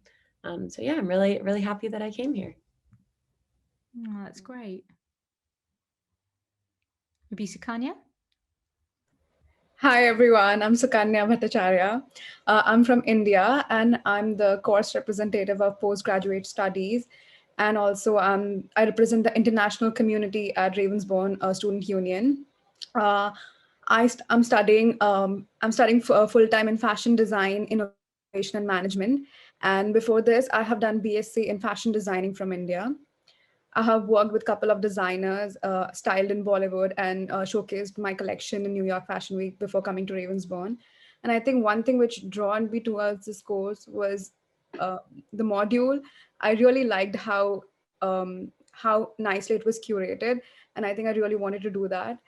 And yeah, I think that's it. It's great. Thank you. Charlie? Yeah, hi, I'm Charlie. I'm studying the BA in Design, Communication and Technology. I'm from the UK, which is not as exciting as everyone else, because obviously we're in the UK, which is right. I studied a BA in illustration at UCA in Farnham. I then spent a year and a half in industry at an agency, and then I was made redundant, which is all fantastic because of the coronavirus. And I'd always wanted to do a master's anyway, just to continue that studying, to get to that next level. And I'd previously applied to Ravensbourne actually for my, I think it was BA, it might have been a foundation. But I really love the vibe, lots of great people there. I've kind of felt welcome as soon as I went through the doors, which is always great. Yeah, and it's a great community that we've built over all these courses. The interdisciplinary stuff is great. Yeah, it's really a nice community, really close knit. You get to know everyone on a personal level, which I think is great. Yeah, that's me. Well, that's really nice to hear. And I should say that I don't think I introduced myself. So I'm Mireille Fauchon, and I am the course leader for the MA illustration course. But I also support Paul, who's here, and I should let you introduce yourself as well, as you are here, not speak for you. But Paul, you and I, we oversee the postgraduate program together, don't we? And lead the delivery. We do, Mireille, yeah, and yeah. So, and thank you. It's lovely to be here. I just thought I couldn't resist, and I wanted to kind of, just come along and everything. So, but I won't be saying very much. But yeah, and welcome to. Well, first of all, welcome to Charlie and Margaret and Carly and Sukanya. And it's lovely to see, but also to those candidates, those people who are thinking of applying and everything. So yeah. Yeah, that's good. And I think we have Olivia as well from Social Innovation. I'm not quite sure what's happened to Olivia. Olivia? Hello, Olivia. You're on mute. Oh, I'm here. I finally got in. Yeah. So Olivia from Social Innovation, welcome. Hi, everyone. Sorry. Olivia, do you want to introduce yourself and tell us also a little bit about your background and how you came to Ravensbourne to study social innovation? Yeah, of course. I'm Olivia. I have a background in product design, and yeah, I like all things design and arts. So I've done my education always in the arts and design, and I always felt like there was another piece missing to it.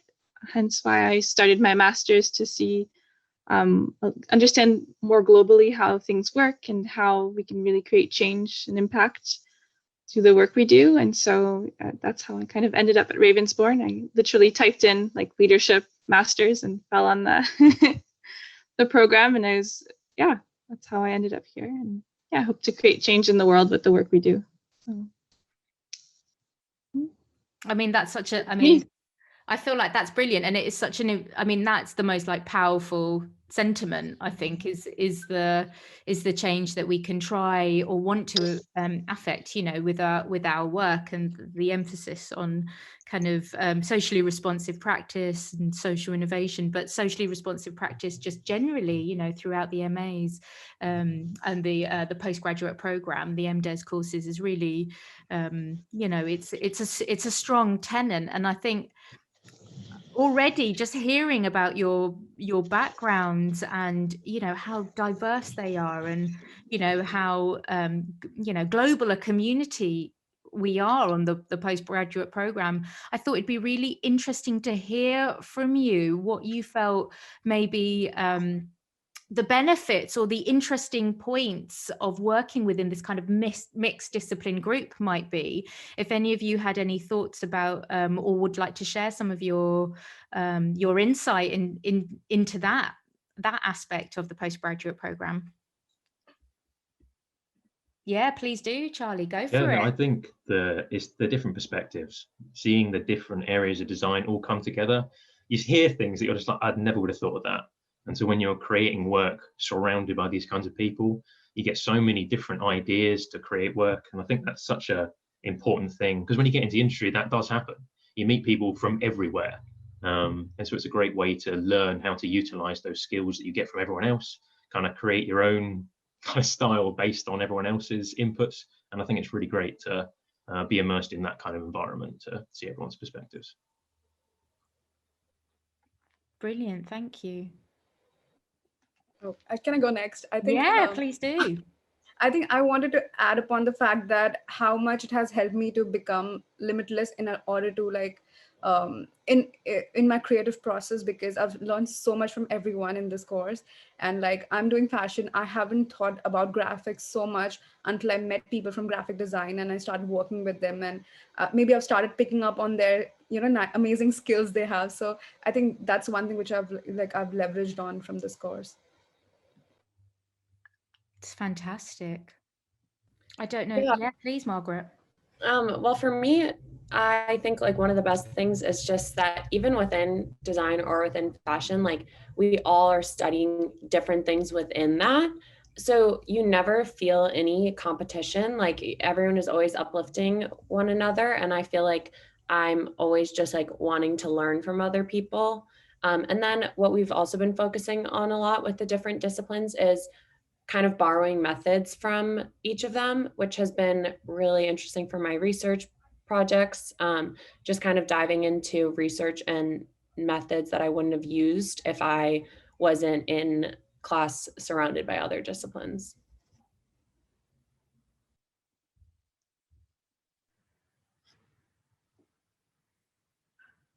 I think everyone's mostly said it, but it's really nice to see everyone's perspectives, because you get stuff you might have completely missed before, and like they said, you learn from others, you use methods you've never used before, and it's not a huge group, which makes it nice, and you can really learn from everyone, and everyone focuses on what they like, so it's even better.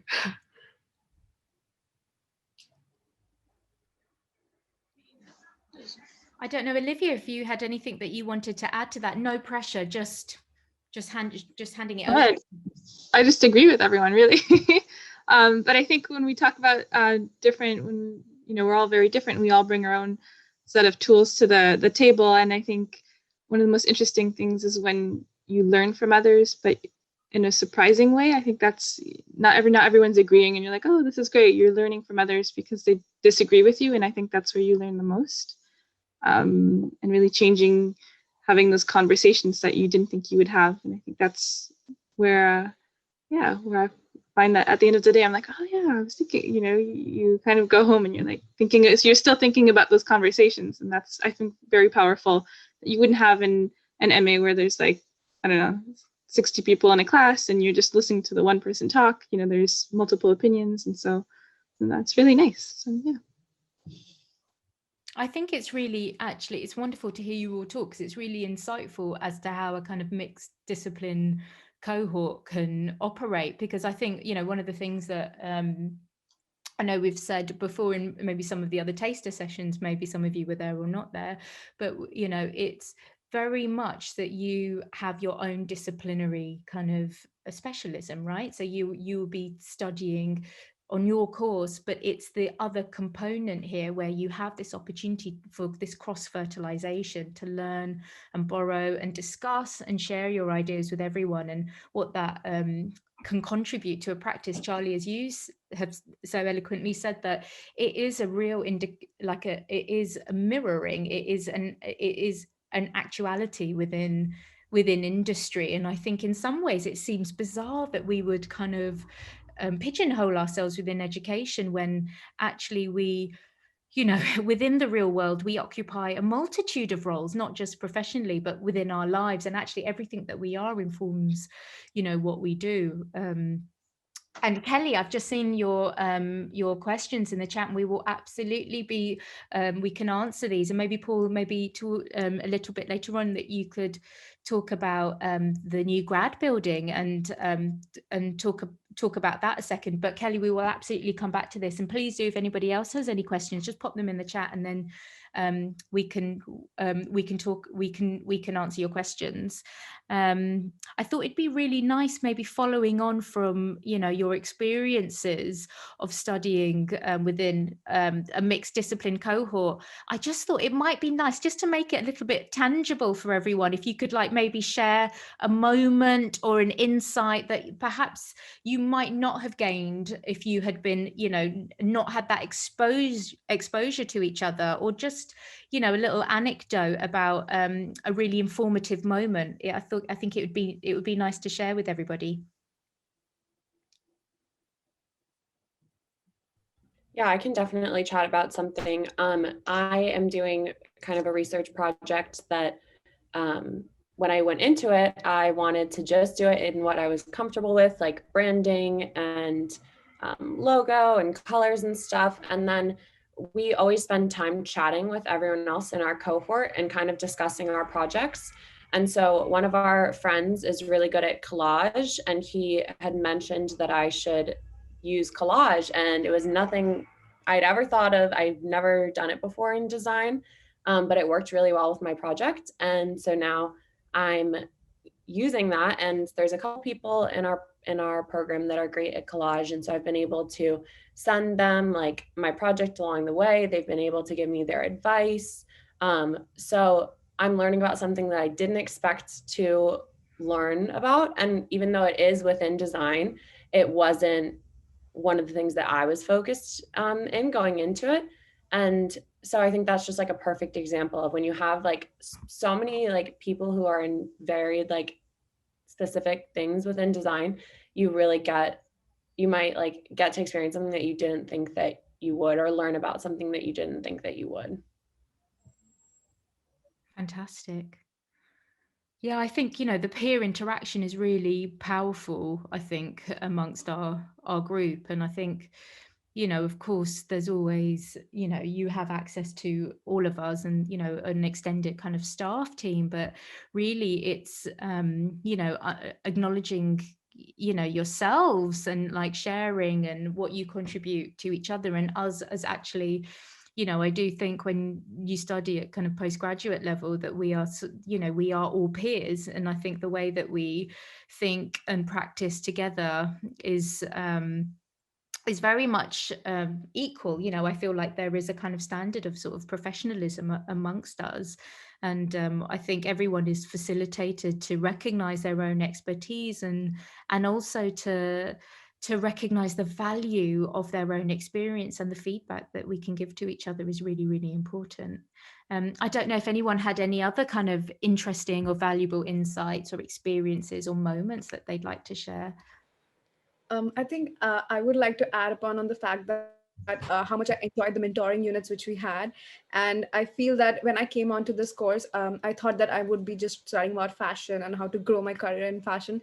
But with this O&O and mentoring units, I've started to realize that how much we are working on our personal development as well.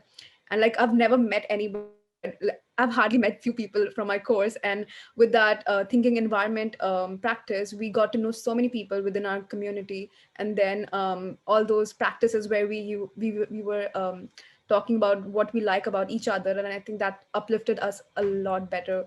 And yeah, I think that's that one thing I felt. Yeah, it's great to hear. And I mean, Sukanya, it's really interesting to hear you make specific reference to some of the kind of methods that we've been exploring. And you know, we can't deny that we're working and living and studying, like everything that we're going through a really challenging time, right? It's a completely new experience for well, not so new anymore, but you know, there is potential and opportunity for us to exist and be productive and work well within this situation that we find ourselves in. And quite frankly, what choice do we have? You know, and I think, you know, as we're entering into, we are already actually, you know, at this level, you are already professionals, you're not already existing within the world of work. Maybe you've come from, you know, maybe a different level in education, or you're Carly, as you were saying, you know, you're trained in a different maybe sector or a different discipline, and you're moving across. But the reality is, this is the world that we live in, and we've got to find the methods and the ways of being able to practice and survive within it, because we can't pretend it's not happening. And our disciplines and our roles and our jobs will exist in this world. So we've got to find them. And I think it's really interesting to hear how helpful that particular workshop was. And we do, you know, we have quite a strong tenant, you know, like spine within our course, which, of you know, everything we do is related to professional practice. Of course it is, you know, but particularly thinking about creative leadership and how we can emerge to be, you know, real kind of change makers and, you know, hold strong positions within the creative industries, I think is really interesting. I don't know if anyone else had any other thoughts. No pressure, just, or any, yeah, please, Olivia. Well, I was thinking about how hard I think it was when I first joined, thinking, oh, it's going to be online, because you mentioned that, you know, it's kind of a new world, but I was afraid I wouldn't make any connections, but it's been the total opposite in a surprising way, where it's easier to have made stronger connections with others, and also information sharing has been a lot better when it comes to the program. So if someone knows I'm doing a project on something, they'll send me an article a lot easier than they would have. Oh, I was thinking of you, here's an email. And I've surprisingly had a lot of peers reach out in that way. And it's been really nice, which would have never happened if it was I think in class. I think it would have been a lot harder to create those connections. So it's been really nice in that way. And just, you know, yeah, having stronger connections and everybody uplifting each other in these hard times. So yeah, it's been nice. Great. I think that, I mean, the community of practice is really important, you know, and I know it's often said about Ravensbourne that, you know, it is in the grand scheme of things, even though, you know, we're an extensive, you know, like group of, you know, thinkers and makers, and, you know, we're a part of an incredible university. We are still, you know, incredibly specialist, and we do have, you know, we have quite a tight knit community, which is, I think, very supportive. It is quite distinctive, and it's interesting to hear you say it, and that, you know, you'd think that there wouldn't be this kind of deep connection between us when it's all, you know, the space of the screen, but actually I don't think any of us have actually met yet, but you know, we are a team. aren't we? And we work together and we care about each other and we care about our practices and we support one another, and it's the Ravensbourne way, isn't it? It would be it would be lovely to hear maybe you guys talk about why you think, like, you know, there are so many postgraduate programs to choose from, and you know, obviously for anyone thinking of you know, it's a huge decision to make about where you study, and I think it's important that we always, you know, are careful in our considerations and we make the right decisions for us and our needs and what we're trying to achieve. And it would be really lovely to hear from some of you about what you think, why would someone want to study particularly on this program? Like, what do you think is distinctive and who might it appeal to? Yeah, go for it, Charlie. Yeah, I can answer this one because I was in the same position, looking through hundreds of courses that are around the UK, and they all just sounded so similar. I'll be honest, all of these courses sounded similar, and then when I came onto the Rave one, I was like, this is completely different, this is fresh, this is new. They're talking about the industries I'm interested in, especially as Rave has great links to the industry, which is amazing. But it was really that, they have the bridging of the gap to industry, because when you leave university, you're kind of like, okay, just go and work now, and just like, what am I supposed to do? But with the links to the industry, you're given that opportunity to immerse yourself in the industry before you get there. And it was that really kind of took me. And even though I'd already worked in the industry, it was nice to be able to see that a university supports you in that manner to get you where you need to be, to link you with the right people. So that was really what brought me in. And it was completely different. The course is interesting, and because a lot of people like, because I'm doing design, and there are a lot of design courses. But it was the combination of that and the fact that you're working with the other MA disciplines, which I don't think you do anywhere else, because when I was reading about them, you kind of just do your discipline and that's it, and let you move on. But yeah, being with completely different disciplines is great. That's definitely what, brought me in. Brilliant. Thank you so much. I think for me, it would be like, I was so excited to see that I'm getting fashion design, innovation, and management at the same time. And I was like really attracted to the module, the way it was written and well curated and everything, which I've mentioned. But I think after coming here, I realized that how the kind of openness Ravensbourne MA has for like us to achieve the desired work we want to do, and then, you know, help us get all the kind of support which we need to achieve our desired outcome. So I think I really, really appreciate that. Fantastic. I think for me it was really important that it was a small, tight-knit like community as well, because in my old university I feel like I was there for 3 years and I still didn't really know my tutors that well. My teachers didn't really know me that well, and this is a lot more like, it's just a much better experience. And also I really like that it was illustration for communication, because I want to like improve my skills in storytelling and like also illustrate to raise awareness, and it just focused on what I want to focus on. Oh, sorry. Brilliant. I don't know if anyone, I don't know, Margaret or Olivia, if you had anything to add. No pressure, but just opening it up if you did. I know a lot's been said already.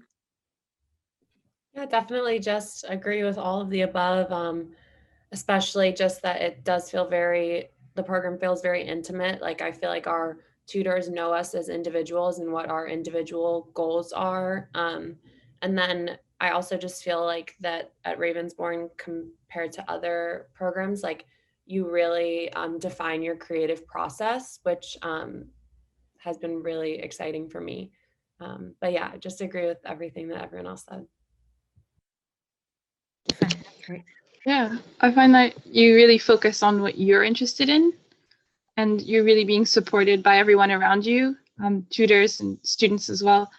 You don't feel like you're part of the crowd. You feel like you're standing there and everybody's helping you. So I don't know, it's just like feels very intimate, and you don't feel alone. There's not a moment where you feel like you can't reach out to anybody, and that I thought was very important when I chose Ravensbourne, because I was afraid that, you know, I would be afraid to ask for help or not be able to do anything, because it felt like there's just too many other students for the tutors to take care of.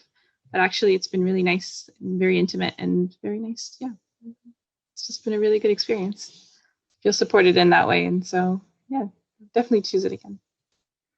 I'm so glad to hear it. And I think, you know, it is our absolute mandate that this is about what you need and about your vision and about your practices, and you know, and that we truly together understand that, you know, the industry and the, you know, the world of work is informed by what happens within education, and particularly education at this high level, you know, this kind of postgraduate you know, position that we're in. So it's, you know, it's absolutely always about the development of your practice, and we don't have a house style, you know, and this is where this kind of commitment to interdisciplinary practice comes in. So it's about you having the exact kind of skill set and the broadness of approach that you need, as well as being a specialist, but you're not siloed. You know, you are able to liaise and move across and adapt within industry, which is, you know, now increasingly, you know, flexible, and it adapts and it changes so quickly, and we have to have that responsiveness, you know, that is so greatly desired. But then again, it is that understanding of creative leadership, you know, that we are able to kind of motivate and lead others, but also hold, you know, positions of influence, and also, you know, have the confidence to lead our own practices and lead others, and recognize, you know, the power in that, which I think is really, really important. And I think actually that it really, you know, you talking about, you know, how well you feel. I'm so happy to hear that you feel well supported in defining your own kind of personal practices and your own voices. And I thought it might be great to hear, and for everyone to hear just a little bit maybe from you and just yourselves about, at the moment, where you're at with your work. And, you know, at the moment, you know, what is it that you are most excited by? And yes, that might change, but right now, where are you, and what are you, you know, what ideas, what topics, you know, what are you looking at? What in this moment are you most excited by? What would you like to achieve with your work? Just a little snapshot into who you are would be great.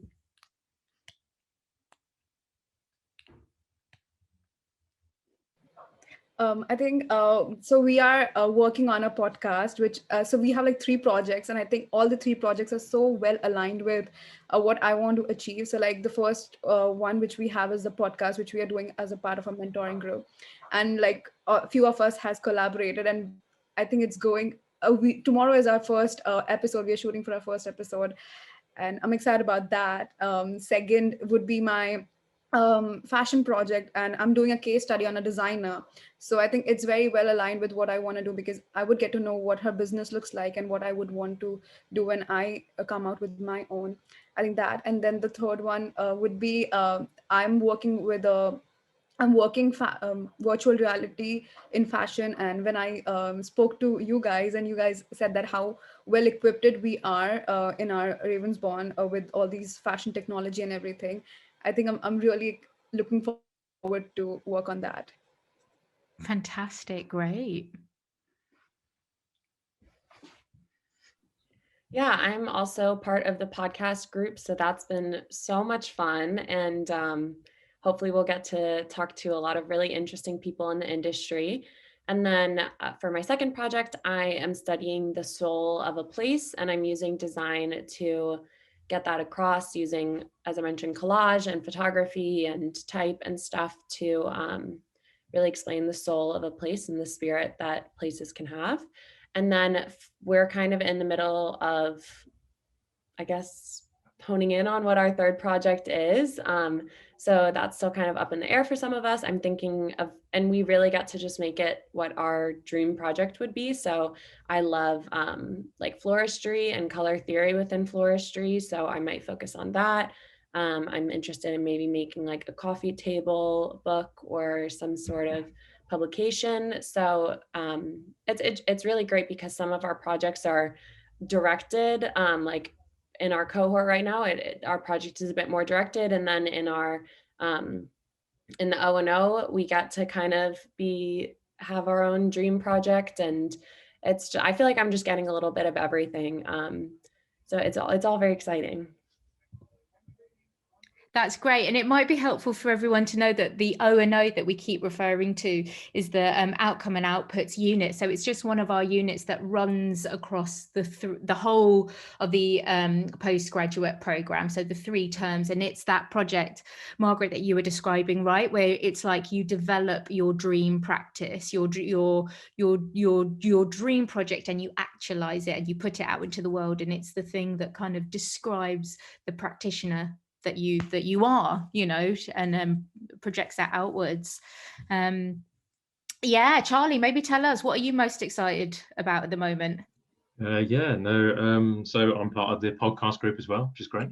A lot of fun. We've got some interesting guests coming up from the industry, which is great to have that conversation about creativity and how it's affected them and how they affect us. And yeah, you can listen to it if you want. It's great. Mad chats. Look it up. Have we got a link? Could you put it in the chat? Put it in the chat. Yeah, I'll do it in a bit. Cool.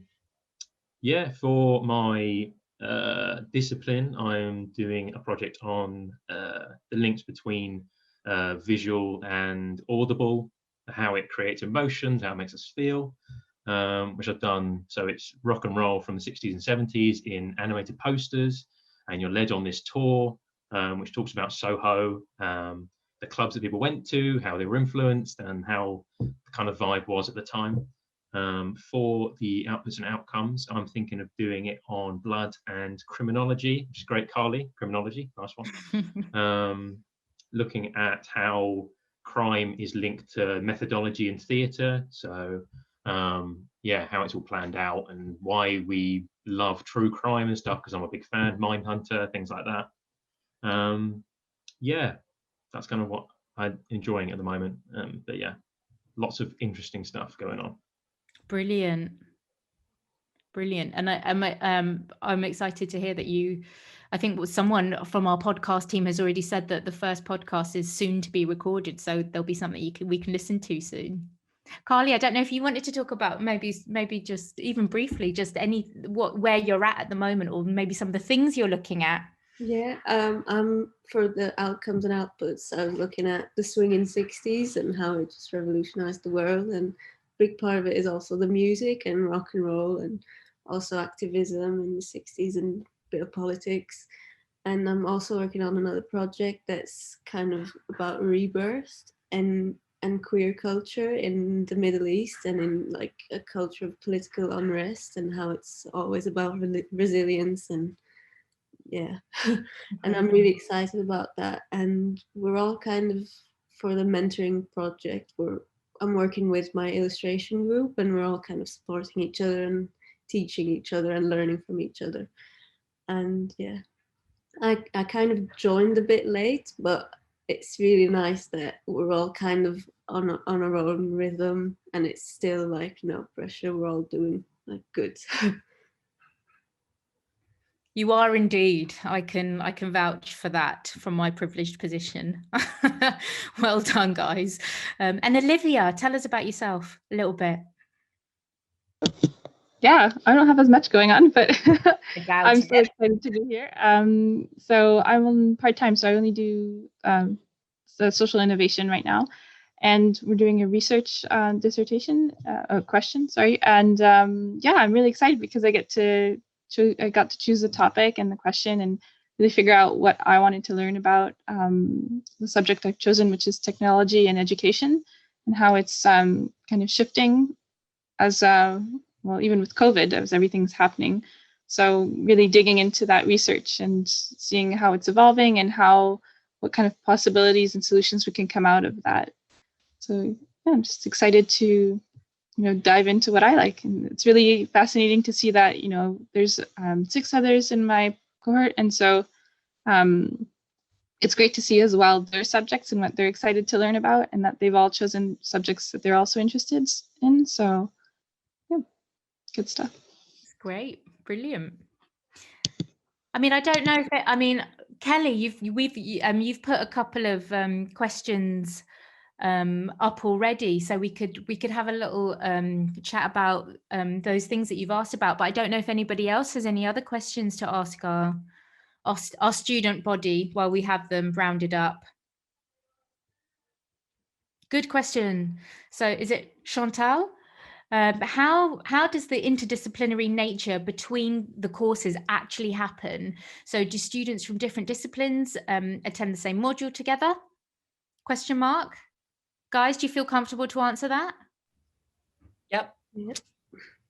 So we have our Tuesday, well, right now we have class on Tuesdays and Wednesdays. And our Tuesday class is with our discipline or cohort. So the illustration people meet together on Tuesday. I meet with the other design, communication, and technology students. So that class is a bit smaller. Like, I don't think any of them have more than 10-ish people. And then on Wednesday, the entire postgrad program meets as a whole for the O&O class, basically. And then pretty much throughout the week, we meet one-on-one. Like, we'll have studios with certain people. Maybe you have a question for someone in the larger group or in the smaller group. So you do get a mix. So there are times where you're just meeting with your discipline. So it's not all like always a big group, but you got a good mix of both. It's 50-50. And then if you were to do part-time like Olivia, you have the discipline first, and then the next year you would do the O&O.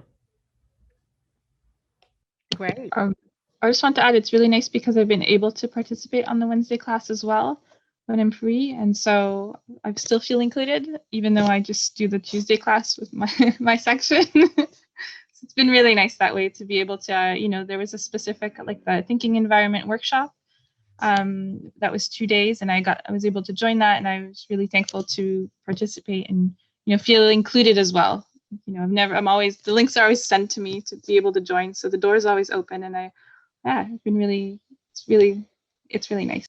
Absolutely, we need you. We need each other, don't we? So there's no part of this course where the you can't attend for whatever reason, or or that things aren't made available to you afterwards. And I know that there's so much cross-fertilization of ideas that sometimes you might think, well, actually, I just need to have a chat with that tutor over there because they have a certain knowledge in something else that would be great. It's just maybe just stepping out of my discipline, and that's always we can facilitate that. We have time, and that's amongst ourselves as the tutors or each other, because I know you guys are fantastic at meeting up and supporting each other across disciplines outside of taught sessions as well. I know you have that kind of we have a kind of studio atmosphere, albeit via Zoom at the moment, but not forever. And Paul will talk a little bit about the Institute for Creativity in a second. But also we have the wider, Ravensbourne team, our amazing technicians and our, the different areas within the university that is also, open to us. And so we really are a kind of supportive network. So so I'm glad, Olivia, to hear you say it. It's working, which is great. And Paul, it would be fantastic maybe to maybe talk a little bit about the new building and when we can start colonizing it. Yeah, I mean, thank you, Marae. And listen, I just want to say to Sukanya and Olivia and Carly and Margaret and Charlie, thank you so much. I mean, it's such a kind of privilege to hear what you've been saying. I know we've got another audience, but it's just lovely to hear the things that you're saying and to have this opportunity, because we don't, we're usually in the sessions, in the workshops, but it's a wonderful moment just to step back and hear your reflections and experiences. Really very powerful. So thank you. I just going to say something about the Institute for Creativity and Technology. We begin term 2. This is for this year, not for next year, which starts in September. We begin term 2 on the 10th of May, and we'll be beginning term 2 in the institute, in the new institute for creativity and technology. And this is a huge thing that's taken place within Ravensbourne. Ravensbourne has actually existed since it was set up in 1959, can you believe it? And it was in this kind of like in the suburbs of London, you know, in Kent, in this place called Chislehurst. And it was this, they were in kind of these prefab buildings. So the fashion department was in one prefab building, and graphic design was in another, and broadcasting was in another. And every now and then they'd kind of see each other crossing over this lovely kind of green park and everything, but they were all working separately. And then in 2010, Ravensbourne moved into its new building. So that was 10 years ago. And it's an award-winning building. It's an extraordinary building. And I'm aware that not everyone here will have been there, but it's an extraordinary building to work in. And it's all about how we bring design and technology together. And that's been the new focus of the focus for 10 years in Ravensbourne. And what we're doing now is we're taking it even one stage further. And it's based on the idea that really, you know, what we need now is in this world for our future is we need compelling visions. We need compelling visions of how the world is changing and the solutions needed to kind of, you know, make sure that that change is happening in the right direction and not in the wrong direction, and to kind of restrain the dangers of all the developments that are taking place and propel all the good things about those changes that are taking place. And at the heart of that is the idea that, you know, we need socially creative approaches to how change is taking place. So as a result, we have invested and decided to make a big decision to invest in a new building, a brand new building. It's kind of been designed and created by Ravensbourne. It's just 2 minutes from Ravensbourne, so it's in the North Greenwich Peninsula, and it's an extension of the campus, but it's going to be dedicated to these two areas of creativity and technology, the two big disruptors of our time. And we're bringing together the postgraduate program. So the whole of the postgraduate program will be in the institute. The research program will be there. So there'll be links between research and postgraduate, which there are already, but we're going to make it much, much more explicit. And we're really hoping that Mairead will be leading on that bridging of research and postgraduate. And at the same time, we'll have the incubating department. So when you've got new ideas, new ventures and everything, you'll be able to go to the incubating department and incubate those as new ventures. And everything. And then you'll also have the prototyping department there. So you'll be able to prototype using 3D printing, all the kind of, you know, holograms, all the virtual reality stuff, the augmented reality stuff to really do this. So it's very, very exciting, but it's all under one roof, which is the exciting bit. And that's what the Institute for Creativity and Technology will be doing. And it's very exciting that we will all be, you know, part of that launch on May the 10th. You know, we'll be starting there with this big Google sprint. We'll be doing a big Google sprint, which the current students I'll tell you about, and it's a bit of a surprise, but you've had a bit of a taster there, a trailer, but and that's what we'll be doing. So it's an exciting new development and a new step forward into this brave new world where, you know, technology, if we just see technology in its own right by itself, we will have no idea of the kind of the social, the cultural, the economic, the environmental dimension and effects and the impacts of technology. Bringing it together with creativity is allowing us to make kind of, you know, socially informed decisions and designing things which are really all about people, not necessarily just about the technology itself. And that's what the Institute is all about. Amazing. Thank you so much. It's so exciting. And you know, I feel like mostly I'm just excited about seeing everybody, because we already, as we've been saying, we're already such a team. But for us to actually imagine what if we're doing so well together like this, imagine what we'll achieve when we can actually, you know, be together as well. I think that will be really exciting times, right? So I don't know if there were just a few last questions maybe, or any comments. You're most welcome to voice them out, pop them in the chat. I wanted to add up with the fact that how grateful I am for the student union over here at Ravensbourne University. I'm a part of student union, and every time you need anything, they're there for you, and they're going to do everything which you want to do. So it's kind of very uplifting, and I just really wanted to give a huge shout out to them. Yeah, we have a great extended team, don't we, in our student union? They really take care of us, don't they?